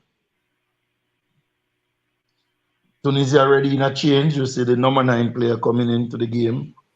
Obviously, this is an attacking change and looking to freshen things up in the front part of the team. And as it stands now, what it means is that Australia and France Australia and France would go through from this group with Australia finishing second behind France, and that would be what we call a shocker, because nobody really anticipated Australia having even a chance to go through. So as things stand right now, France would win the group and Australia would be second. Hey, I tell you right now, Tunisia just scored. Tunisia just scored. Varane with it, playing back to the goalkeeper, Mandanda, who boots it upfield up to the half line. One in midfield there, but one by Tunisia. Tunisia in possession right here. Ball played out onto this left-hand side ball. One-time ball played over to the box. Mandanda collects. Then he goes out, bowl this one out into midfield. Mandanda bowling this one out into midfield. Here we go. France breaking in midfield. Still France possessing it. France keeping possession nicely. Oh, the midfielder here wasting the ball. Cheap giveaway, and he stands up appealing. And the play is still on, and Tunisia is on the break. Oh, it is into the back of the net. Tunisia, they have taken the lead against France. What is the midfielder doing? He lost the ball. He stood up in the middle of the pitch while the attack was on, arguing. Your coach always tell you, play the whistle. If you don't hear the whistle, don't stop playing. Argue after the whistle has been blown. Oh my word. Whoa, whoa, whoa. Tunisia has... Same guy again, you know. Same guy Fafana again. Yeah. But captain fantastic for Tunisia, leading from the front, doing the business for his team. Was identified as a key player to watch in this game. And certainly he has come up with the goods right there for his team. Nice goal, So- really, really nice goal. So remember, Andrew, we were discussing one of the weaknesses with this French team was their transition to defense. Remember, we had pointed it out. Yeah. Absolutely. Yep. Yeah. So, and just Wow. to and that was one Captain of the scores strengths. and is substituted right away. What is the age of this captain management? Sorry. I can get it for you. Give me Catherine. one. Oh, he's 30, I think 32, but I can check it. In the meantime, I have to big up A.M. Henry, female, BB Cross, female, Daphne Jackson, female. We have a pack of female, 1, 2, 3 mother catcher fleet. This is so good. Daphne is not happy though, so I don't think she'll be talking to BB Cross because you don't want to get Daphne Cross because Daphne supports France and they are down. She have her hand on her head and she's not happy. So don't even reach out to Daphne right now. You can talk to A.M. Henry. And we also have from London, England, Mr. Reason Boss himself, Mr. Ask Question. He said I call him Rich Pooh. No, that's not the name of the channel. It's Rich Poe, as in Rich Power Sports TV. The man is here. You know, they call him the Reason Boss or the Ask a Lot of Question Boss. Big up. So he's asking us how much of a fan of wholesale changes to lineups. You know. I'm telling you, he's 31 years old and plays for Montpellier. Yeah. Go ahead.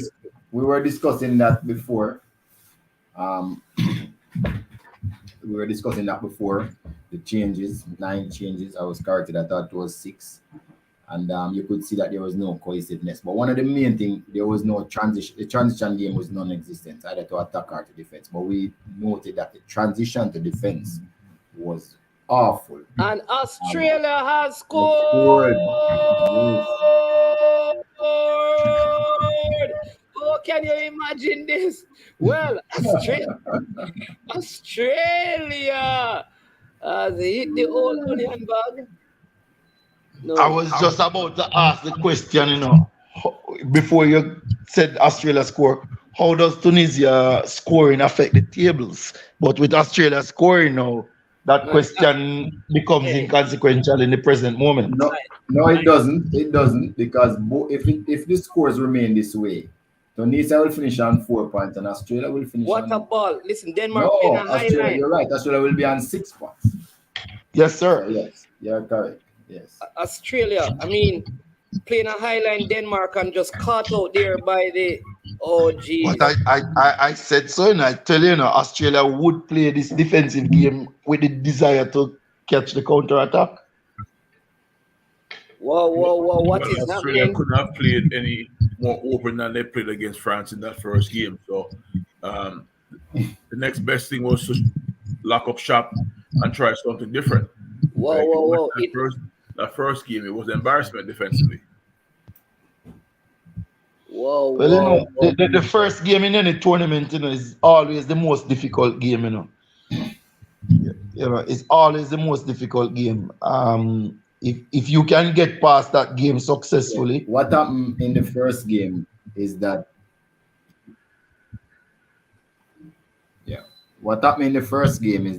coaches have 2 choices. Either they play in their game model or they try to use a tactics that can defeat the opponent.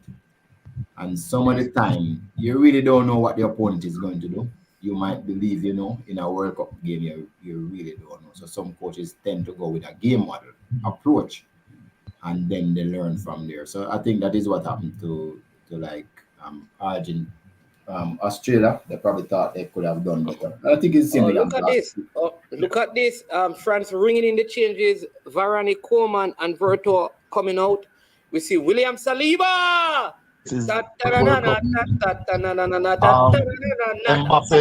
is on, and so too is Rabiot. So Saliba. And Saliba is on. I don't even see him. Is Mbappe on? Because I can only see Saliba. But Mbappe is also on. And Rabiot. Is Rabiot well, right? I see. Yeah, Rabiot is on. Yeah, Rabiot. Rick Post Sports asking a very interesting question here. Rick, I would dare say that this is a truism, not just for football, but for life and business all over. If people who are under your charge, your leadership, are not inspired to do their best for you, then you'll never be successful. So you have to add one more though, Anjo. Please if go ahead. there's fear, they will do it for you. If there's fear, they'll do it too. No, they're not doing it for you if there's fear. They're doing it. They're not doing it because they fear consequences of not doing it. Yeah, but they will do it for if they think there's serious consequences. Yeah, but then now in the context of football, which a question is being asked, can we point to examples of coaches who have used fear to win? Yes, Sir Alex Ferguson. They are afraid of him. I can tell you that. Every player, he gets rid of probably one of the best players every year, every single. But that's not because of well, I take the point. But then I go on to say though already. Sorry, only let me just make the point, please. Yeah, go ahead. I go on to say though that a lot of those said players who quote unquote feared Sir Alex have also written in their bios and have spoken in interviews about the kind of person Sir Alex was. So it wasn't just fear. There was also love and genuine desire to do well for this person because he extended the kind of care and compassion and love for them that would cause them to want to do it. So yes, there was fear, but I don't think it was absolute fear. So I think that for me, that one don't hold. Yeah, but I'll also, I'm not a Man U fan, but I'll say this, that there were fear. There were fear because he might show them the respect and love off the field, away from the training places. But when it came to the game time, they knew if they did not live up to his standards, they would not be playing. So there's some sort of fear there, I think. But when you look at even Jose, remember, when Jose went to Chelsea, he got rid of Chelsea's biggest signing that year, the year before he came in, which was Crespo. Right? Remember, Crespo had an issue flying in from Argentina, and when he came in 2 days late, he had to sit down with him. He made him train, all right, and then had to sit down with him and ship him out. And that had the group all flustered, say, hey, if we don't get our job, if we don't do our jobs right, and the same thing with Pep. Remember when Pep went to Barcelona, he was the one who pulled the trigger on 11 players from the previous team. And when he went to Manchester City, he took out the train. The same thing. And then told Aguero that Jesus gonna play every day over here if you don't shuffle up and start to defend. Yeah, man. All the great coaches have that. All the great coaches does it. But is that fear really? Or is it that you're laying down your mark or this is the standard? Because I don't interpret that as fear, quite frankly. Yeah. I see that as setting the bar. This is where the bar is at, and you meet the bar, you get rewarded. When I think about fear in the context of the workplace, I'm thinking about, for example, a Nazi Germany, for example, where if you don't behave a particular way, your life is at risk. Right? That's why I'm thinking about fear. I'm not thinking about fear in the context of not performing and that kind of thing. Oh my word! Sorry, Australia. Man, twisting and turning, spinning, bob and weaving, getting into the 6-yard box instead of looking for a pass from 2 meters out on an angle. He tried. Oh, he was trying to cut it back. Well defended. Go ahead, Coach Edward. No, I was just making. I've made my point, that I don't subscribe to those things as being fear factors. I think those are setting the bar. You set this is the standard.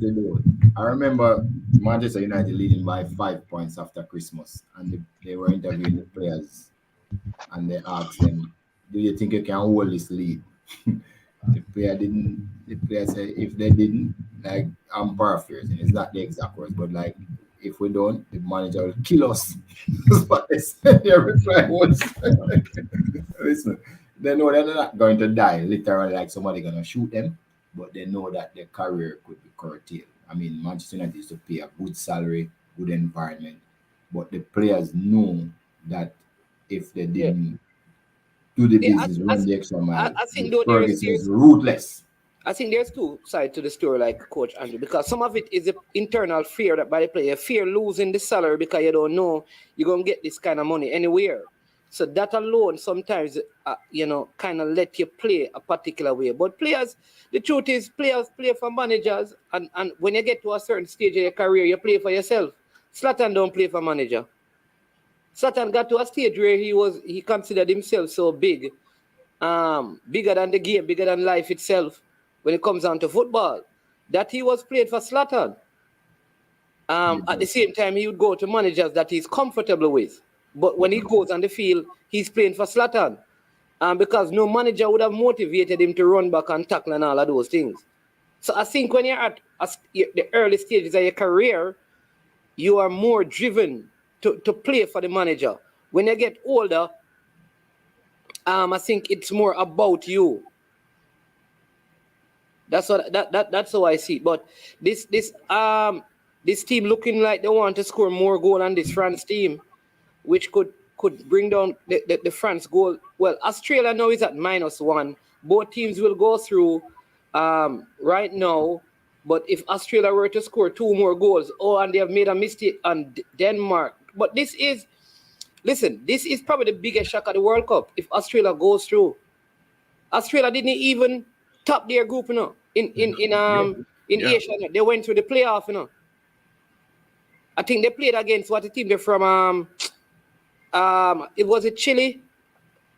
Which one of the South American teams they beat? No, the South American team they played. No, it was New Zealand that beat this. They beat the South. Yeah, it was. Yeah, man. Australia beat one of the South American teams. They went through the playoff.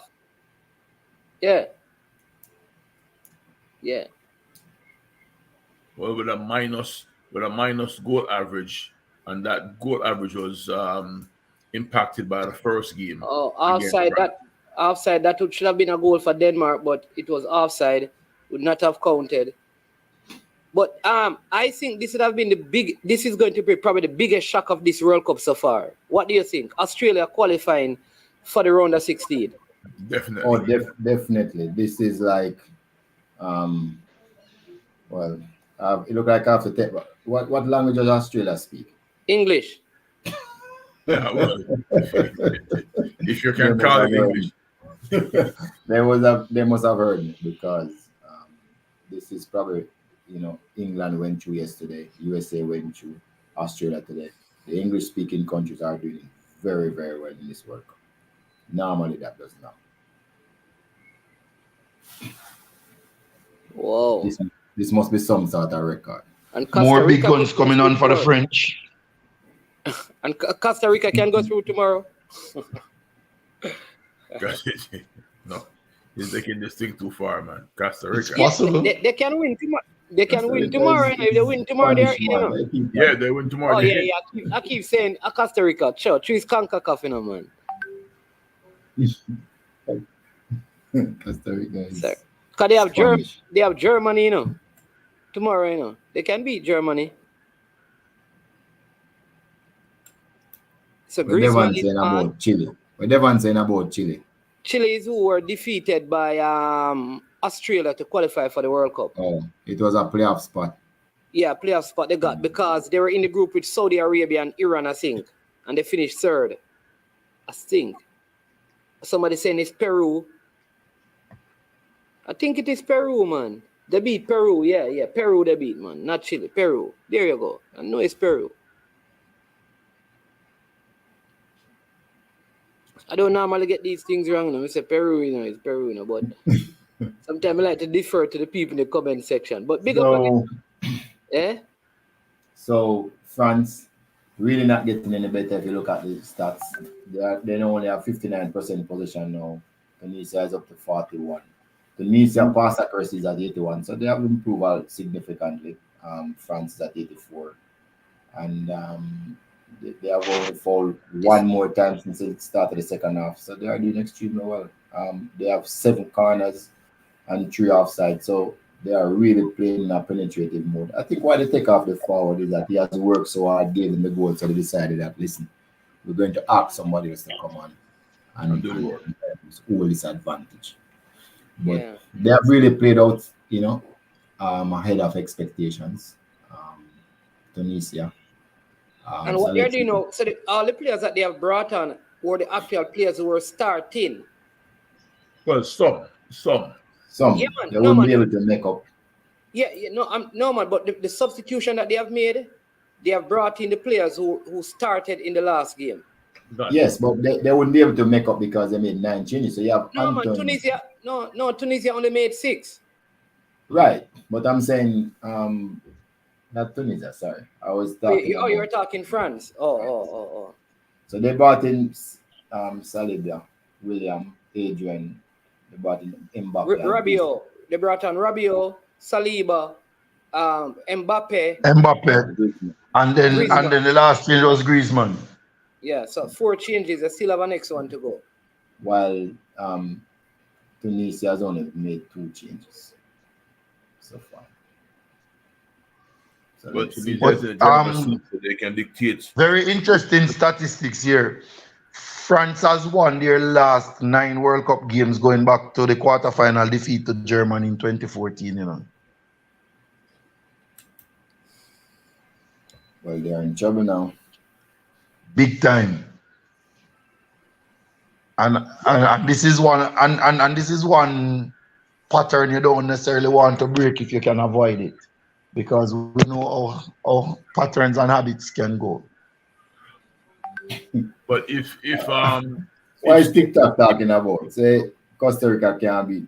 We want the best. I don't comment on that because one thing with TikTok is that TikTok believe that anything he says, that's what people supposed to believe. And but we want the best team. That's what I'm saying. He's saying we want the best team to go through. I don't know where he get that from. So he's speaking for everybody. So I don't bother because you take him on. He always speak in that way that what he says is how it is. So you mean that they can't beat Germany? People said that they couldn't beat Japan and they did. Come on, man. And Japan beat Germany.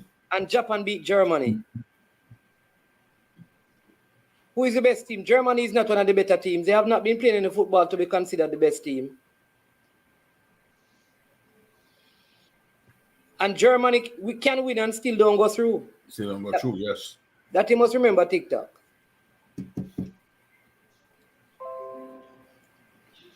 So Australia need to last another 15, maybe another 20, 22, 23 minutes. Lots of time left in this game for Denmark to make a comeback.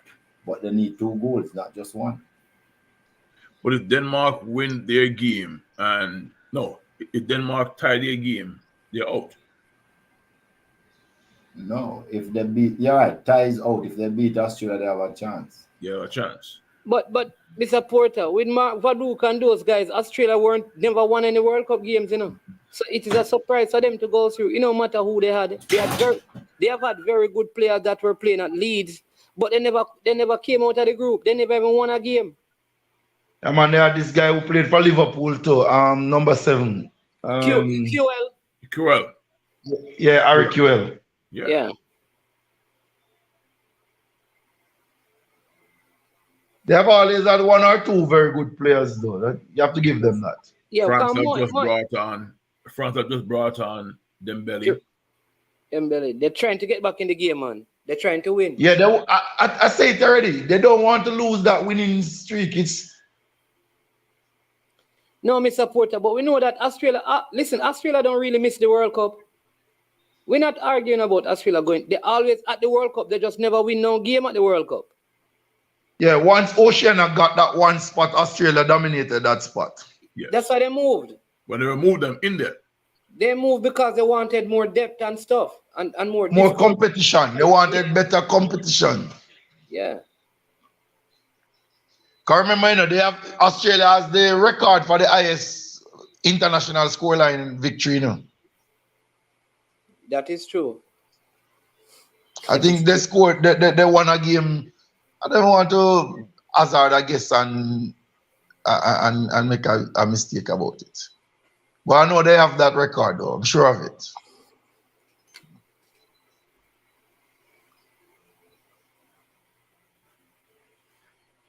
French had a corner kick coming in from the left. Header goes up. Center back headed the ball.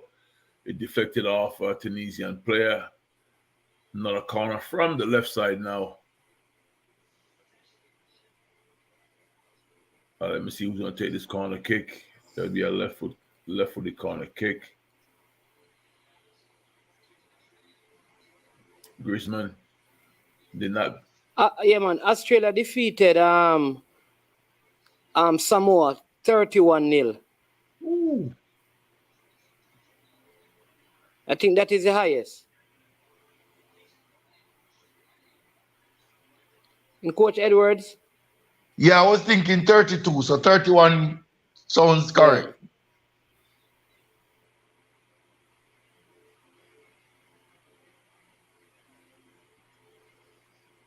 2 games at the 88th minute. Let us see if the referee is synchronizing the watch for the 2 games. I think the extra time will be the same. Yeah, but I think I overheard Rudy that the added time has been calculated by some artificial intelligence and not the referees themselves. Right, yes. No, that's what I heard too, yes. I know some people are advocating for stop the ball, stop the clock when the ball is out. I think That football would be too games much will like not be finished. That would be too much like basketball. The game wouldn't finish with you. Yeah. Games that last out some crazy 4 or 5 hours, boss. 4 or 5 hours, man. Then what they're going to ask next? For timeouts? Yeah, especially teams that can't keep the ball on the field. It would be a catastrophe. Exactly. And then not only that, there are games that are done. Like there's no coming back. Why play the heap of time? Exactly. You're leading by 4 with 5 minutes to go. And if you play 20 minutes, game done. You play 20 minutes and score about 8. There you go. Either way, you're going to have somebody complaining. Yeah.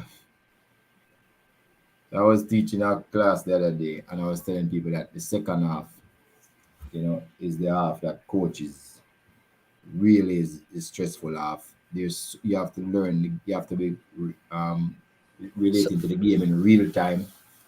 But the biggest problem you have is time. If you're leading, you want the game to done same time. If you're dead behind, you want the game not to stop. If you're in a tight position, you have to calculate, do I have time to go for the winner or just keep the draw or what what is the decision? You know what I want to find out? Why is France bringing on the players to try and win the game? I am not understanding Well, that it's either. not necessarily to win, or it's not to draw. It's But why? No, I made the point already, man, that when you have a winning streak going, the last thing you want to do is to give that up. But why You don't want to because then? Huh? Why make 9 changes from the beginning? That's obvious. You think that your 9 changes could give you the result just the same? Really? What do you mean, really? Unless you really underestimate your opponent. It's not a matter of underestimate. You better you said overestimate the quality of your own team.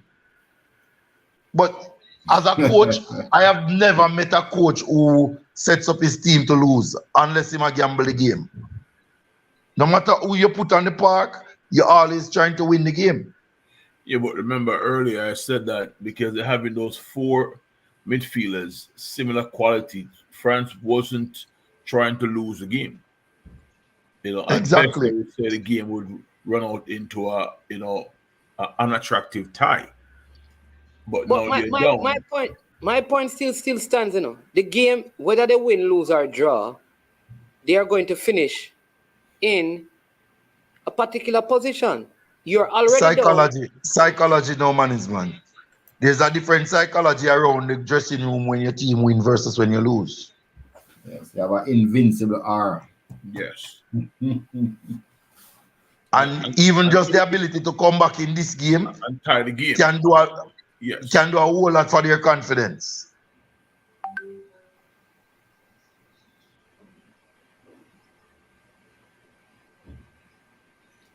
Well, I mean, if these scores change, the person, if Denmark is able to tie the game, and with Australia, but Denmark not creating any chances, and Tunisia keep the 1-0, is Tunisia would go through, Yeah.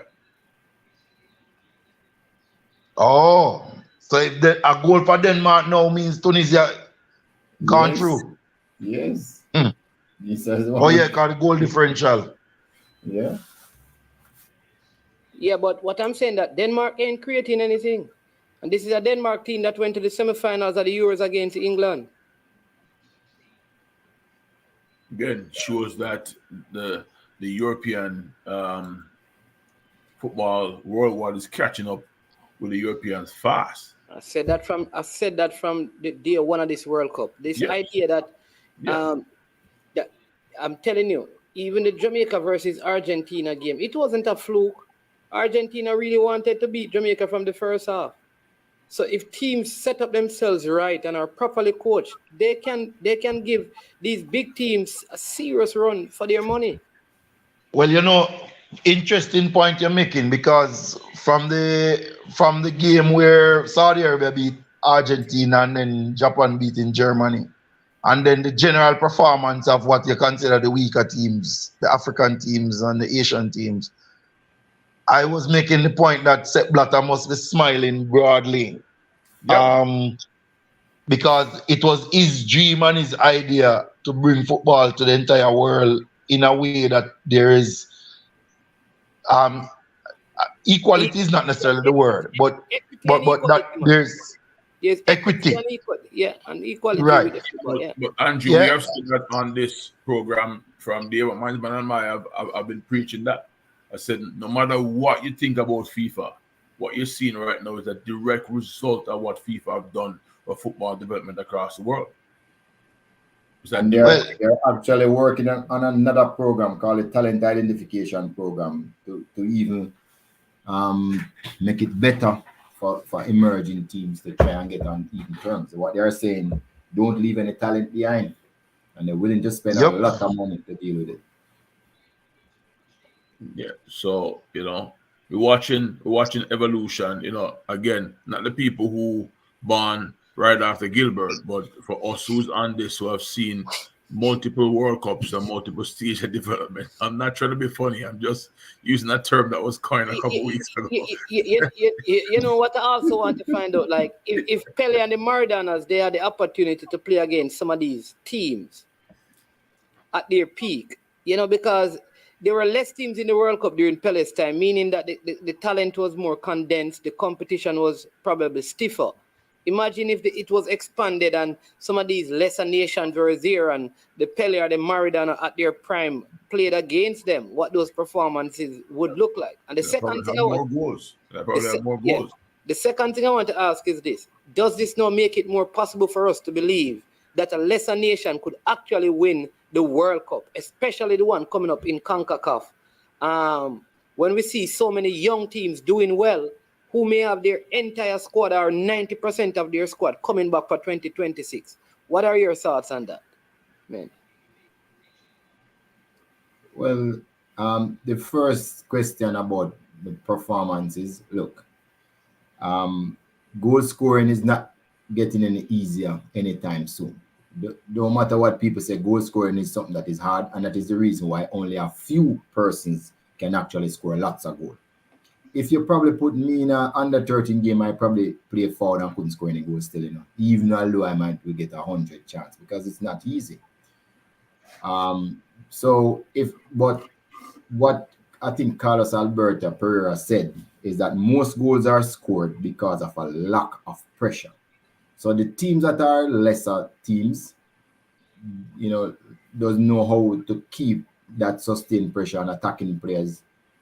A lot of goals going to be scored against you. So once you play against teams that are lesser teams, so to an extent, yes, those players would have had a feast against a lesser teams and scored more goals. I think so. I just think it's a logical conclusion.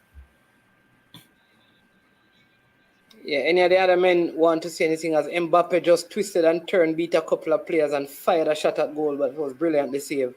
And any of you want to take it? So Mbappe, if Mbappe was playing in a long time generation, it's the same thing. He would have scored a lot of goals because of the type of player he is in skill set and the things that he can do. As I said before, no matter what, goal scoring in next 100 years is the same thing. It's only gonna be a few people who can rack up the goals, not everybody. And that is why these people are paid so much money for being able to do that, and they are paid more than any other football player in the world because of these skills. Coach Edwards, what do you think about lesser nations possibly? Oh, what a chance! Almost going in the French team. What do you think about the lesser team winning the World Cup? That one. I think we are going to see a new winner in time to come. How soon is a matter of conjecture, quite honestly. But I think what is happening is that coach education and investments are closing the gaps between small and large nations. And if you recall, Iceland had a brilliant World Cup, and before that they had a brilliant Euros just a couple of years ago. And all of that is down to two things, in my opinion: coach education and investments, right? Something where in our own country, I think we are taking gradual strides towards closing the deficits, where we are on a pathway with coach education. Mr. Speed can speak way much more about that than I can. Where I would want to see some immediate input is in the area of youth football. Because I believe the day that we start having youth football playing for 6 or 8 months of the season, we're going to see some remarkable developments in our players, our growth rate in our players that we are not currently seeing. Yeah. Right. So when I look at this French team, there's a reason why they're not able to trouble the scorers in this game so far. And there's a number of reasons. Well, they have a good opportunity now, a free kicker near to the 18-yard box. Let's see what happens. But 8 minutes added in the French game. How many minutes are there in the Australia game? See, I'm seeing 8.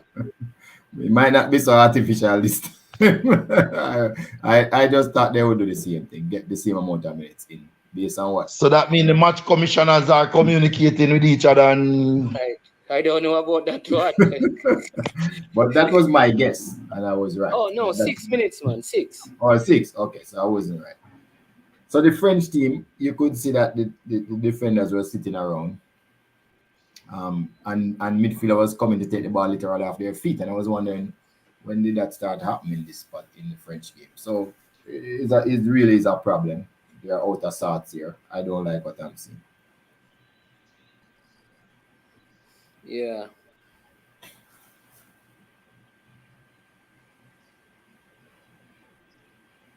Oh, all I'm saying is that this Denmark team, like I said, I think they would have considered this major failure. But one of the things you must also understand with the Denmark team is that they're pretty aged. And maybe they have not recycled.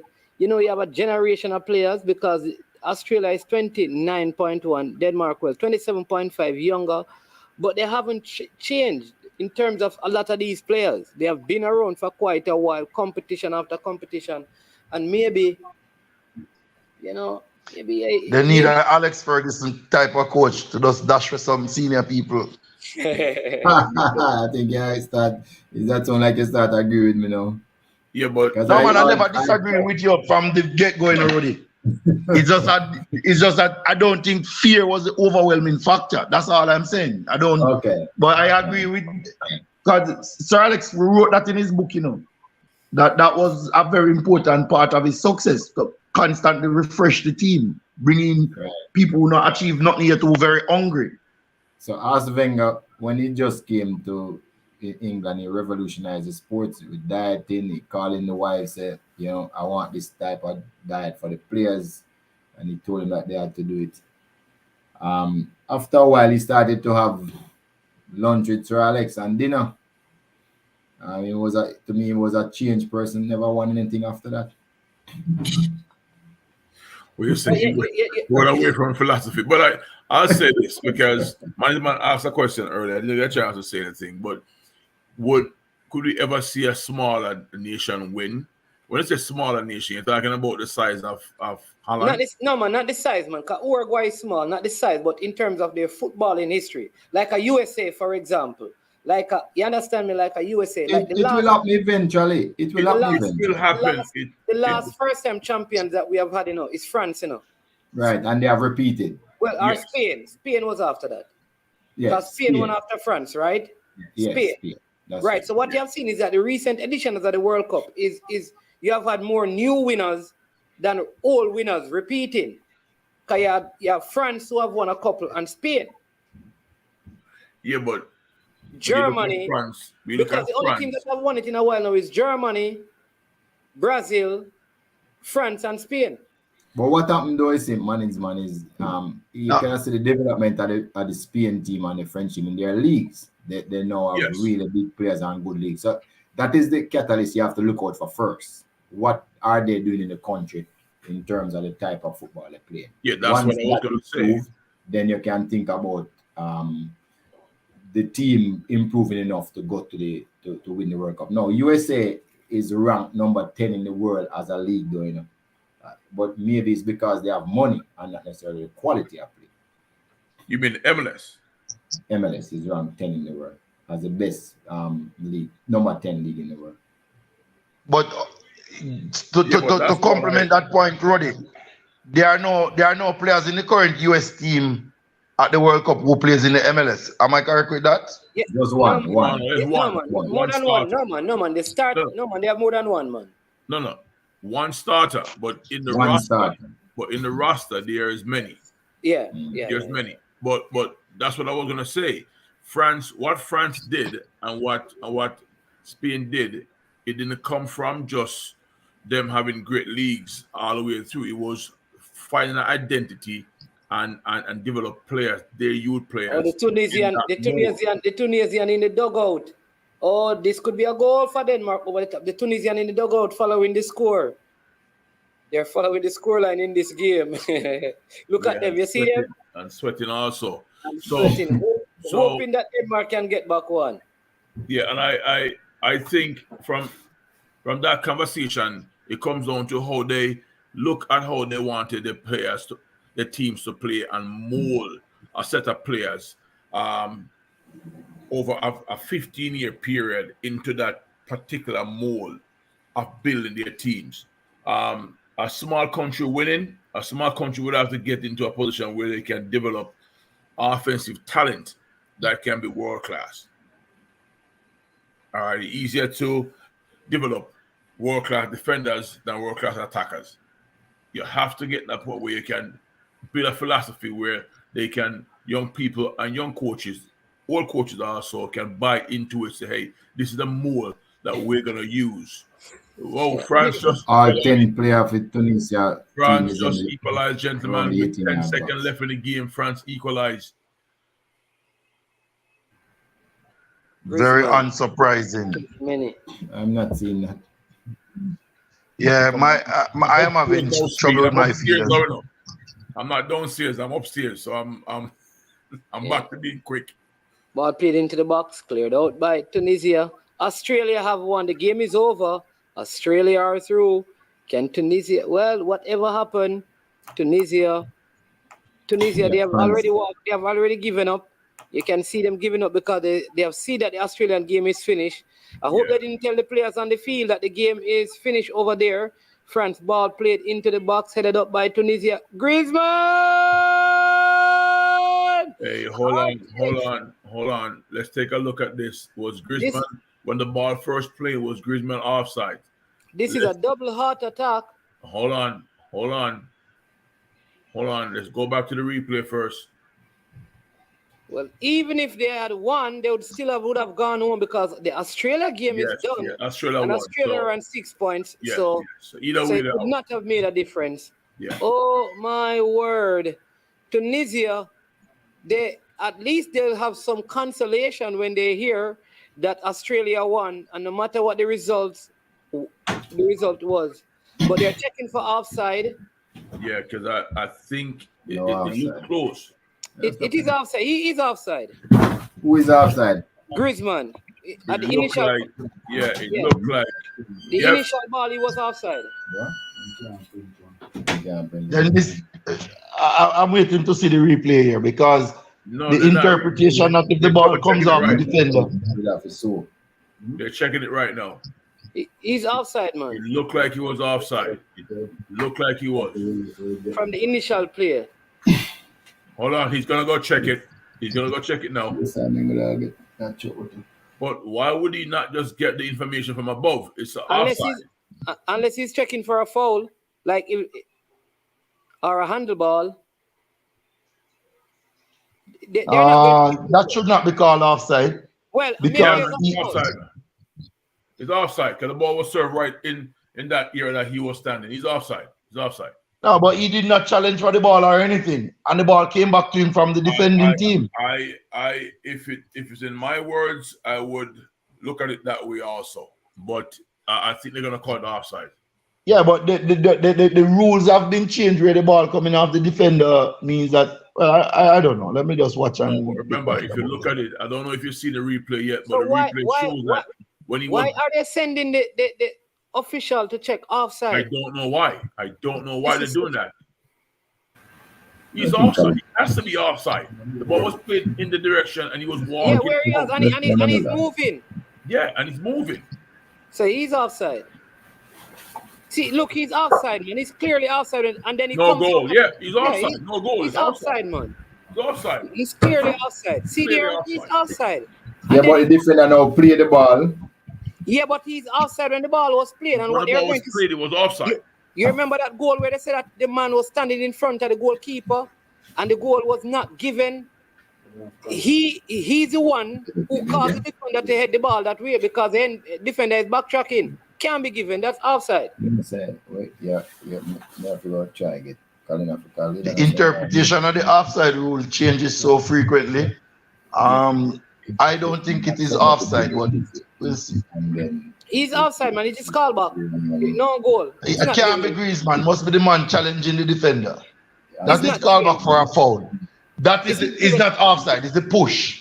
It is offside. There's no goal. It's offside. He put up his hand. It's offside. It's offside. He is offside. The ball was played in his direction. All right. So when that? No man, is that Dembele who pushed the defender who head the ball? See, he said no goal offside. It is offside. It is offside. The ball was played in his direction. I guess the Tunisian fans are unaware that the other game. It is offside, man. Coach Edwards, if I'm in an outside position now, unlike before, you remember, all right, which game were we watching? We were watching a game and a goal was scored where the ball was played back and the man said that the man was in an outside position. And remember, Fresh God and I were saying to the people, why when a man stays in the goalkeeper drop the ball and he comes and take it? That is not offside. But when a defender loses the ball, if I'm in Ghana, it was Ghana game. When they scored the goal, that should have been given. They ruled it offside because they said the player was coming from an offside position. But the defender lost the ball. And he did not even He didn't. In fact, you're talking about the shot and goal that was deflected, or the one that he stole the ball. The one that he stole the ball, the one that they stole the ball, man, and the referee gave it. They will come from an offside position, so he is illegal player. So once you're in an offside position and then you find a way to get back, I don't know. I don't know if it is a rule has changed, but that is what they have been calling it. Yeah, but let me say this. Going back to the African continent, spreading across the world. All of a sudden, Australia qualify for the playoff now, and look at their team. Look at how many African players they have on their team now. Oh yes. That's a fact. That's a fact. Life is a funny thing, you know. Life is a funny thing. Well, Africa made proud, though Tunisia has gone home, France has gone ahead, Australia is gone, Denmark has been sent packing as well. Whoa. Are there any more Inaki Williams? Yeah, you remember Inaki Williams stole the ball, fresh God. But he didn't score. No, man, not that one, man. There was a game, in the Ghana game, they scored a goal that the defender lost the ball, but the player was coming from an offside position. So they came off the defender. They said he was offside. And we were saying, no, how can he? But the goal was scored and it was called back. The Inaki Williams one, he never really got it. He never got it because he never scored. The ball went over the top. So one quick question here. So if Argentina win today, they would play Australia, right? Yes. If they win the group. Yeah, but if they win today, they win the group. Yes. Oh yeah. Yeah. So, all right, let's go do this thing now. All right. So we have Mr. Porter who has joined. Welcome, Mr. Porter. So just give us. Thanks. I just want to say something about the offside. There's two in the rules of the offside. If you're in line with the defender before the ball is kicked, you're offside.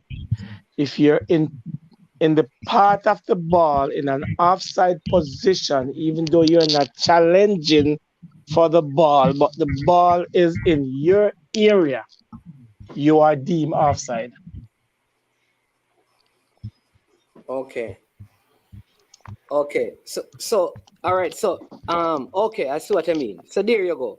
But all right. Thanks for that, Mr. Porter. Don't move. We're going to take no problem. The thoughts from everyone. Starting with Mr. Speeder, we'll come down the line. So what is up in the Argentina group? These games start at 2. So France top the group, Australia second. Argentina group presently Poland lead and 4 points with +2. Argentina are second with 3 points with +1. Saudi Arabia are in third. So right with -1 and 3. Mexico are -2 and 1. Mexico can qualify. Saudi Arabia can qualify. Argentina can qualify, and Poland can qualify. Right? If Argentina loses, they're going to be out. As long as the other game, a team somebody don't lose. If Argentina ties, they could be still out of this. All Poland needs is a tie, and they are through to the next round. So for Argentina to avoid France, they must win the game. If they don't win the game and they go through, they are going to meet France in the round of 16. So, Sir Speed, take it away. Then we go to Huntley, Andrew, and then Mr. Porter as we give our final thoughts on this and look to come back at 1:45. Well, I mean, these are two of the strangest games.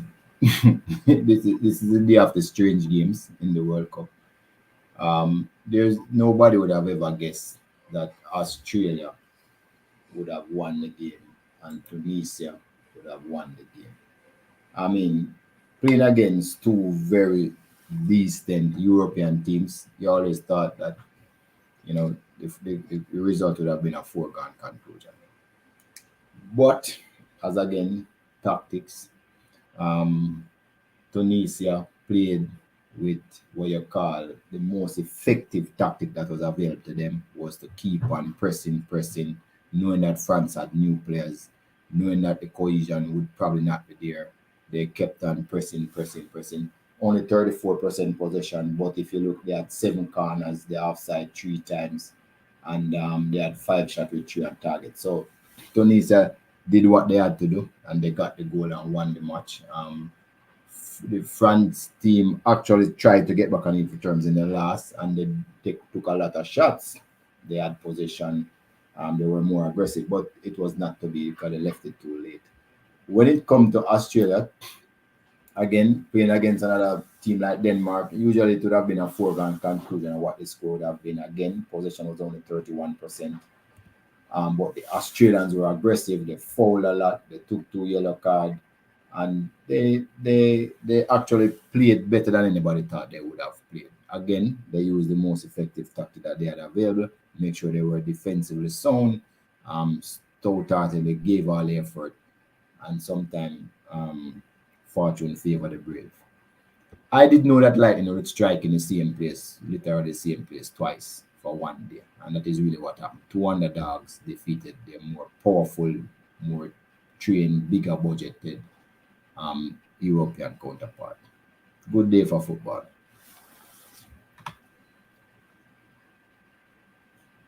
Well, I guess it's my turn. So didn't get a chance to watch the next game, but this French game with Tunisia, didn't expect Tunisia to win the game, but they seized an opportunity and they put it away. I think that the depth of the French squad is going to be called in question now. We know what the first 11 can do. First 11 is a championship contender. I think just watching the coach Deschamps have to go to his bench, after qualifying. I understand where Andrew's coming from. That you don't wanna lose a winning streak, but you prefer to lose this game and win the rest than to try and win this and jeopardize winning the other games. I think you should have stuck with the players that was on the field and give those other guys a rest because they're going to need it. Whoever they draw in the next round is going to be a challenge. Not going to be this similar challenge to what was in their group. It's going to be a class in the World Cup. They're going to step up right now. And I think he needed to keep those players on the bench and keep them fresh. By saying that, as I want to say this. I've seen the French team play, and without Mbappe, they look a little bit toothless, right? So keeping him fresh and keeping him ready is very important for them to maximize themselves in this World Cup. Just can't speak on today's game with Denmark, but I thought every time I watched the Danish team, they never looked like they were going to score a goal, right? They defensively seemed solid, but they didn't seem like they were going to break out and cause any havoc in the opposing team box. And obviously, the Australians recognize that they probably will not be hurt defensively by this Danish team. They, kept confidence there and kept everything in front of them because I glanced over a couple of times and there were solid banks of 4-4-2, not over exerting themselves, and ended up getting a goal. And now they're through. One of the most unlikely. I don't think any of us on this 15 days ago would have turned and said, hey, Australia will be going through this group. It will be France and somebody else, right? But I want to see how France is going to look against the next teams they face, which, like I say, going to be a step up in quality. Yeah, they may end up facing Saudi Arabia or Poland. I think one of those two will get it. I think Saudi Arabia will be. Or Argentina. If they meet Argentina, that will be one big name going home early. Yeah. And I don't know who that is going to be. Mr. Porter, what say you? And the two games that have just been concluded. Gentlemen, good afternoon. two things I always say. Professional players get paid to play football. And I think most of the players from Tunisia play their football in France. Okay? So they know about the French team, they know the system, they probably even train as a national team in France. We don't know. A couple of them played And youth football for France. also, yes, see that? So they understand the system and they know the players. As long as the game stays 0-0 for a long time, Mr. Speed always lament on this. You give the lesser team a sense of purpose that we have a chance in this game to win this game. And I think that's what happened with both games today. It stayed 0-0 for a long time, and you give them a chance to say, okay, if we score one, we can defend that one goal, and you never know, we might end with a chance to pick up the win, and it's a historic win, and we go through. And exactly that's what happened today. When you look at the French team, as Huntley says, they look toothless without Mbappe. What if, I'm just saying, you understand what I'm saying? If anything should happen to him, there's injuries because it's a physical game, anything can happen to it. Do you think this French team can go deep into the tournament without him? Well, for me, I think the fact that they were also without Olivier Giroud, so it was just Mbappe. Dembele didn't start either. So unless you're going to say those players are not going to play, because in as much as Mbappe is ineffective, it wasn't just Mbappe who didn't start. You understand me? At least 8 players who would have started did not start. So what else? That's what I'll say to that. That it wasn't just Mbappe. Yeah, you understand? So with that being said, though, you have a point about what happens without Mbappe. But they would have had Dembele, Olivier Giroud, Griezmann, who came onto the field. So I still believe that they could have enough. What this has shown me is what I've been saying about this France team. In terms of their offensive potency, I have concerns about it. I don't think this team is built strong enough in midfield. I don't think they are built strong enough in midfield. And that is my problem with the French team. In midfield, they have too many defensive-minded midfielders. And if they are going to struggle, I think they are going to struggle right there. Where will the creativity come from? In the middle of the park. If you don't have the width of an Mbappe doing well. Coleman is good, but they still need some creative juices. And I think one of the things I like about Pogba is that no matter what you say, when he puts on the French national team colors, he brings that X factor in midfield that I don't think they have in there. And I think if they're going to struggle, that's where they would struggle. That's how I see.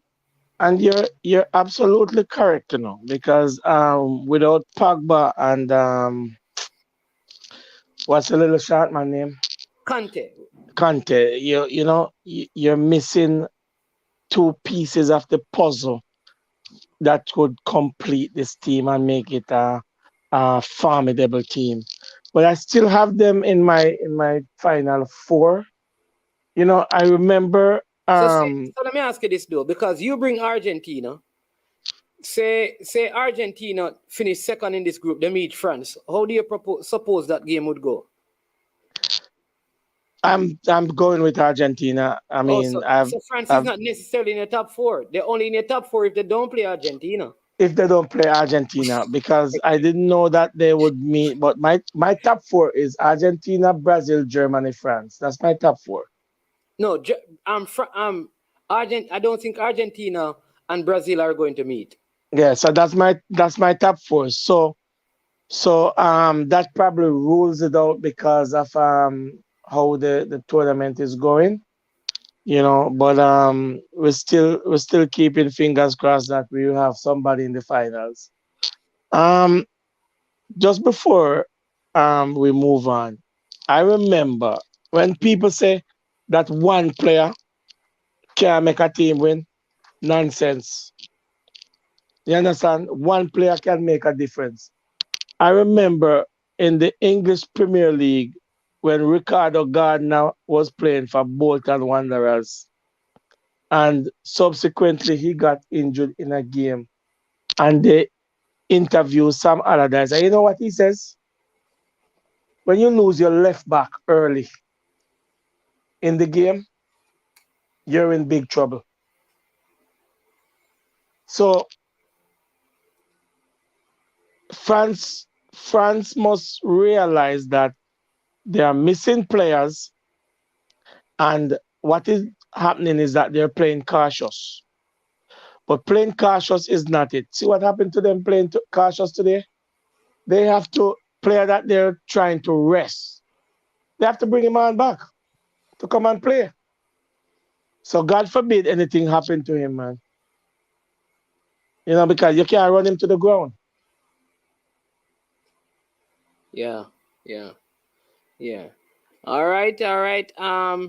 Let me just say this. Again, people, just want to remind you that we have a next stream coming up at 1:45, where we'll be doing Argentina, Poland, and also Mexico, Saudi Arabia. Right. So make sure you rejoin us for that.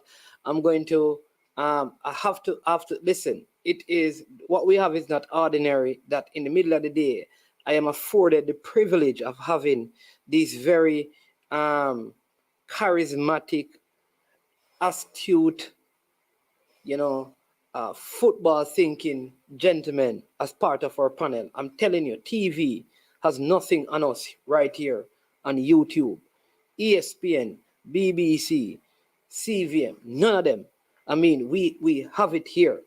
Andrew Edwards, Rudolph Speed, Huntley Swaby, Devon Porter, and you, the people in the comment section. We have ladies in our comment section that know the history of the sports and talk football like they played it, right? And we certainly appreciate that.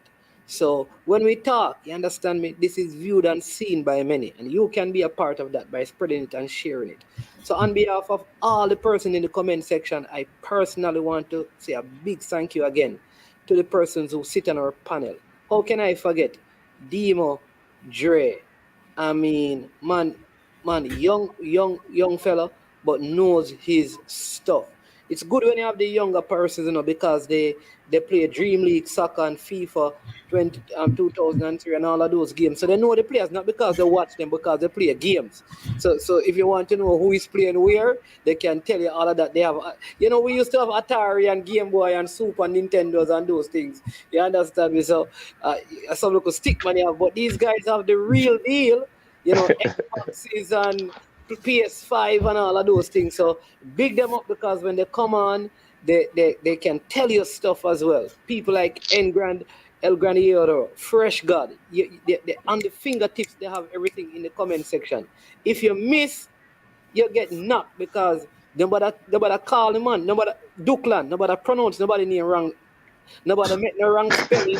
You have person like TikTok. No say nothing about Mr. Speed and no social media platform, because anyway, the name Speed. If you say that Usain Bolt is going at extremely high speed, there you'll find TikTok. See it? Mr. Speed. If I ask you how you spell that speed. Watch out. 12:19. Mr. Speed and 12:20. TikTok send a message. I'm telling you. We also have Richard, so really grateful for all of you. But so I give them man, while you were away, Yeah. We were discussing where you were. We were trying to guess where you were. So Mr. Swaby have some questions to ask. I'm always wondering if you just come up with phone sport. No, let me tell you what happened, right? So I went out this morning because I'm still home alone with my boys. So it's very tough to bring them out. You understand? Because they go to prep school, you have to do breakfast and all of that. And then there's a ship. So when there's a ship at the docks, then it makes traffic very difficult. And really, I could have broken the law still, but I'm a law-abiding citizen. You understand? We could have do certain things to reach for, but we said no. I'm going to I'm going to follow the law. I think. Abide by the rules, man. Yeah. No. So we were asking if you're going down to Mount Pleasant because they have a game today. Oh, Jesus. We were thinking that you might have to do some counseling before the game starts. No, love my Mount Pleasant, man. Mount Pleasant, take away. BB Cross. No, I am not there, but in January I will be back. So in January I will connect with you. I have a tournament, over 40 tournament that I'm supposed to do. So in January, it's a different background now. No. Different background in January. Oh yeah. I will be in an undisclosed location. and man, before you close, man, I just want to make one statement to all the Argentina haters out there. Huh? Argentina? I am telling their families, keep a close eye on them during the Argentina game. Make sure there's nothing dangerous around them that they can hurt themselves. When Messi and company demolish Poland and make it through to the knockout round. So if there's a knife or any other form of weapon, please make sure it's not in the reach of their hands so they can do anything to themselves. We don't want them to harm themselves. Is that make sure you're at home watching the game. You hear? No, I will be at work. I start working at 3 o'clock. I think if I were you, I would turn on my yard and watch the game.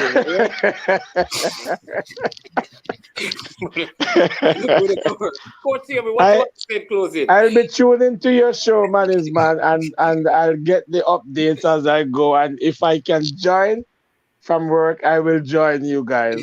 All right, then. All right, Mr. Porter. Blessings. All the best on the road. And good to know all that right, you're man. recovering. Yeah, man.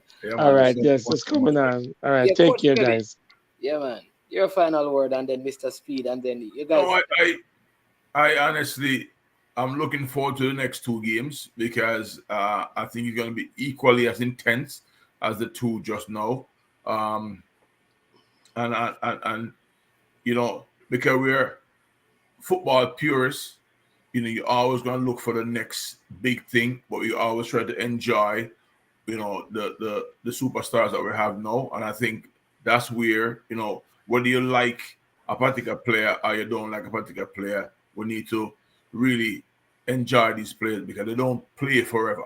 At some point, they're going to move away from the sport, and we have to adapt to new players. And we can't act like some older people back when we were younger. So, that player wasn't good as that player. We're just gonna really enjoy what we're looking at and recognizing that the football is growing, is changing, and with that we just keep looking forward to the next day, the next game. And the two games this morning wasn't as excited as the games yesterday. I probably wasn't. We didn't have as much invested, right? But the next two games this evening, there's a lot of emotion going to be invested in those games, and I'm going to be right here. I'm not even leaving the house. I'm right here. So the moment you send that live, I'm the first one logging in. I'm going to be on before Mr. Speed. Well, I'm always on before Mr. Speed anyhow. Right? So I'll be here. But put fun and joke aside, the football so far in this World Cup, some teams have gone home. We must appreciate what they have contributed to the spectacle so far, right? And more are gonna go home and some are gonna stay.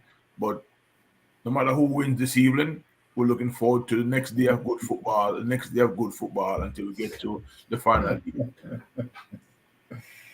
So I was laughing at what TikTok said. But No, yes, no, don't answer. Mr. Free, don't answer TikTok. Don't answer TikTok. We no, get I you in was trouble. answering. So I was looking at this. I just make sure I went over the standing again. The Big standings up again for TikTok. this TikTok, let evening. me bully the people. Them. Oh, jeez. It's not. TikTok. I'm one of the. I mean, I would say this. I'm not going. I don't like to toot my one, but TikTok. I'm one of the more objective persons in this space. One of, not the only one. Come on. And You have and actually. fear-minded person TikTok. For you to say me bully TikTok and fear thing about it. Bless up yourself, TikTok. Bless up yourself. Go ahead, And Mr. Speed. TikTok are good youth, man. He make Is things a youth? interesting. 'Cause we don't know if it's a youth, you know. You term woman or man. You good person. You have to have all the different opinions, you know, make life interesting. You don't want everybody to have the same opinion. So I was just saying though, looking back at the standings, really and truly, this evening, this is one of the groups that every team can go through in the group and every team can go home based on what is happening. Based Yep. on, based on what is gonna happen. This is the most, so it's gonna be down to the last player before something can breathe a sigh of relief. Yeah. If you thought the last group was rocky, this one is the really rocky. All I'm saying is that anything apart from a win, if Argentina goes through, they play in France. No, I wasn't talking about Argentina alone. I was just saying Yeah. that even the last group, although it was so topsy-turvy, 3 teams had a chance. In this one, the 4 team have a chance to either go home or to stay, depending on the results. And because of who is playing, because Argentina is playing Poland and Saudi Arabia playing Mexico. So win for Argentina or Saudi Arabia, Poland can go, and Mexico can go. I'm just saying, even with Poland, looks to be in the driver's seat, there's no certainty that they'll go. They'll stay, just like we were certain that France would stay whether they win, lose, or draw. So this one is really going to be an affair. Yeah, man. But saying that, yes, I'm not going to say Argentina must stay because they're Argentina either, because it should be the best two that goes through. But I can say that Argentina have pedigree. Definitely Poland has a lot of pedigree, but they play each other. So it could easily be, Saudi Arabia and Mexico will sneak through. The good thing about Poland is that they have a healthy plus 2 goal difference, and that is really healthy and might, even if they lose, they might still be able to go through. So this is really a natty affair. This is one of the groups that you don't want to be in, but it's also one of the groups that you want to be in because you have a chance no matter what. So this is really interesting. So as I said before, and Mr. Porter was alluding to it, I don't want our medical system to be overrun. So because we can't afford it at this time. So I'm hoping that Argentina pull through and come through, even although I'm hoping that they come. Otherwise, let's see what happens. Interesting. I won't be able to watch the match. Sorry, I won't be able to probably be on commentary because I'll be traveling. I'm coming down to your parish. Oh, the man really traveling to what? Mount Pleasant. You see Mount Pleasant big, sir? Yeah, The man I go scout them. Yeah, you want to come scout Mount coming Pleasant. to. I might be coming into your parish. I have some business there, and I hope I get to watch a piece of the game. You want coming to scout Mount Pleasant because you want to play them, you know.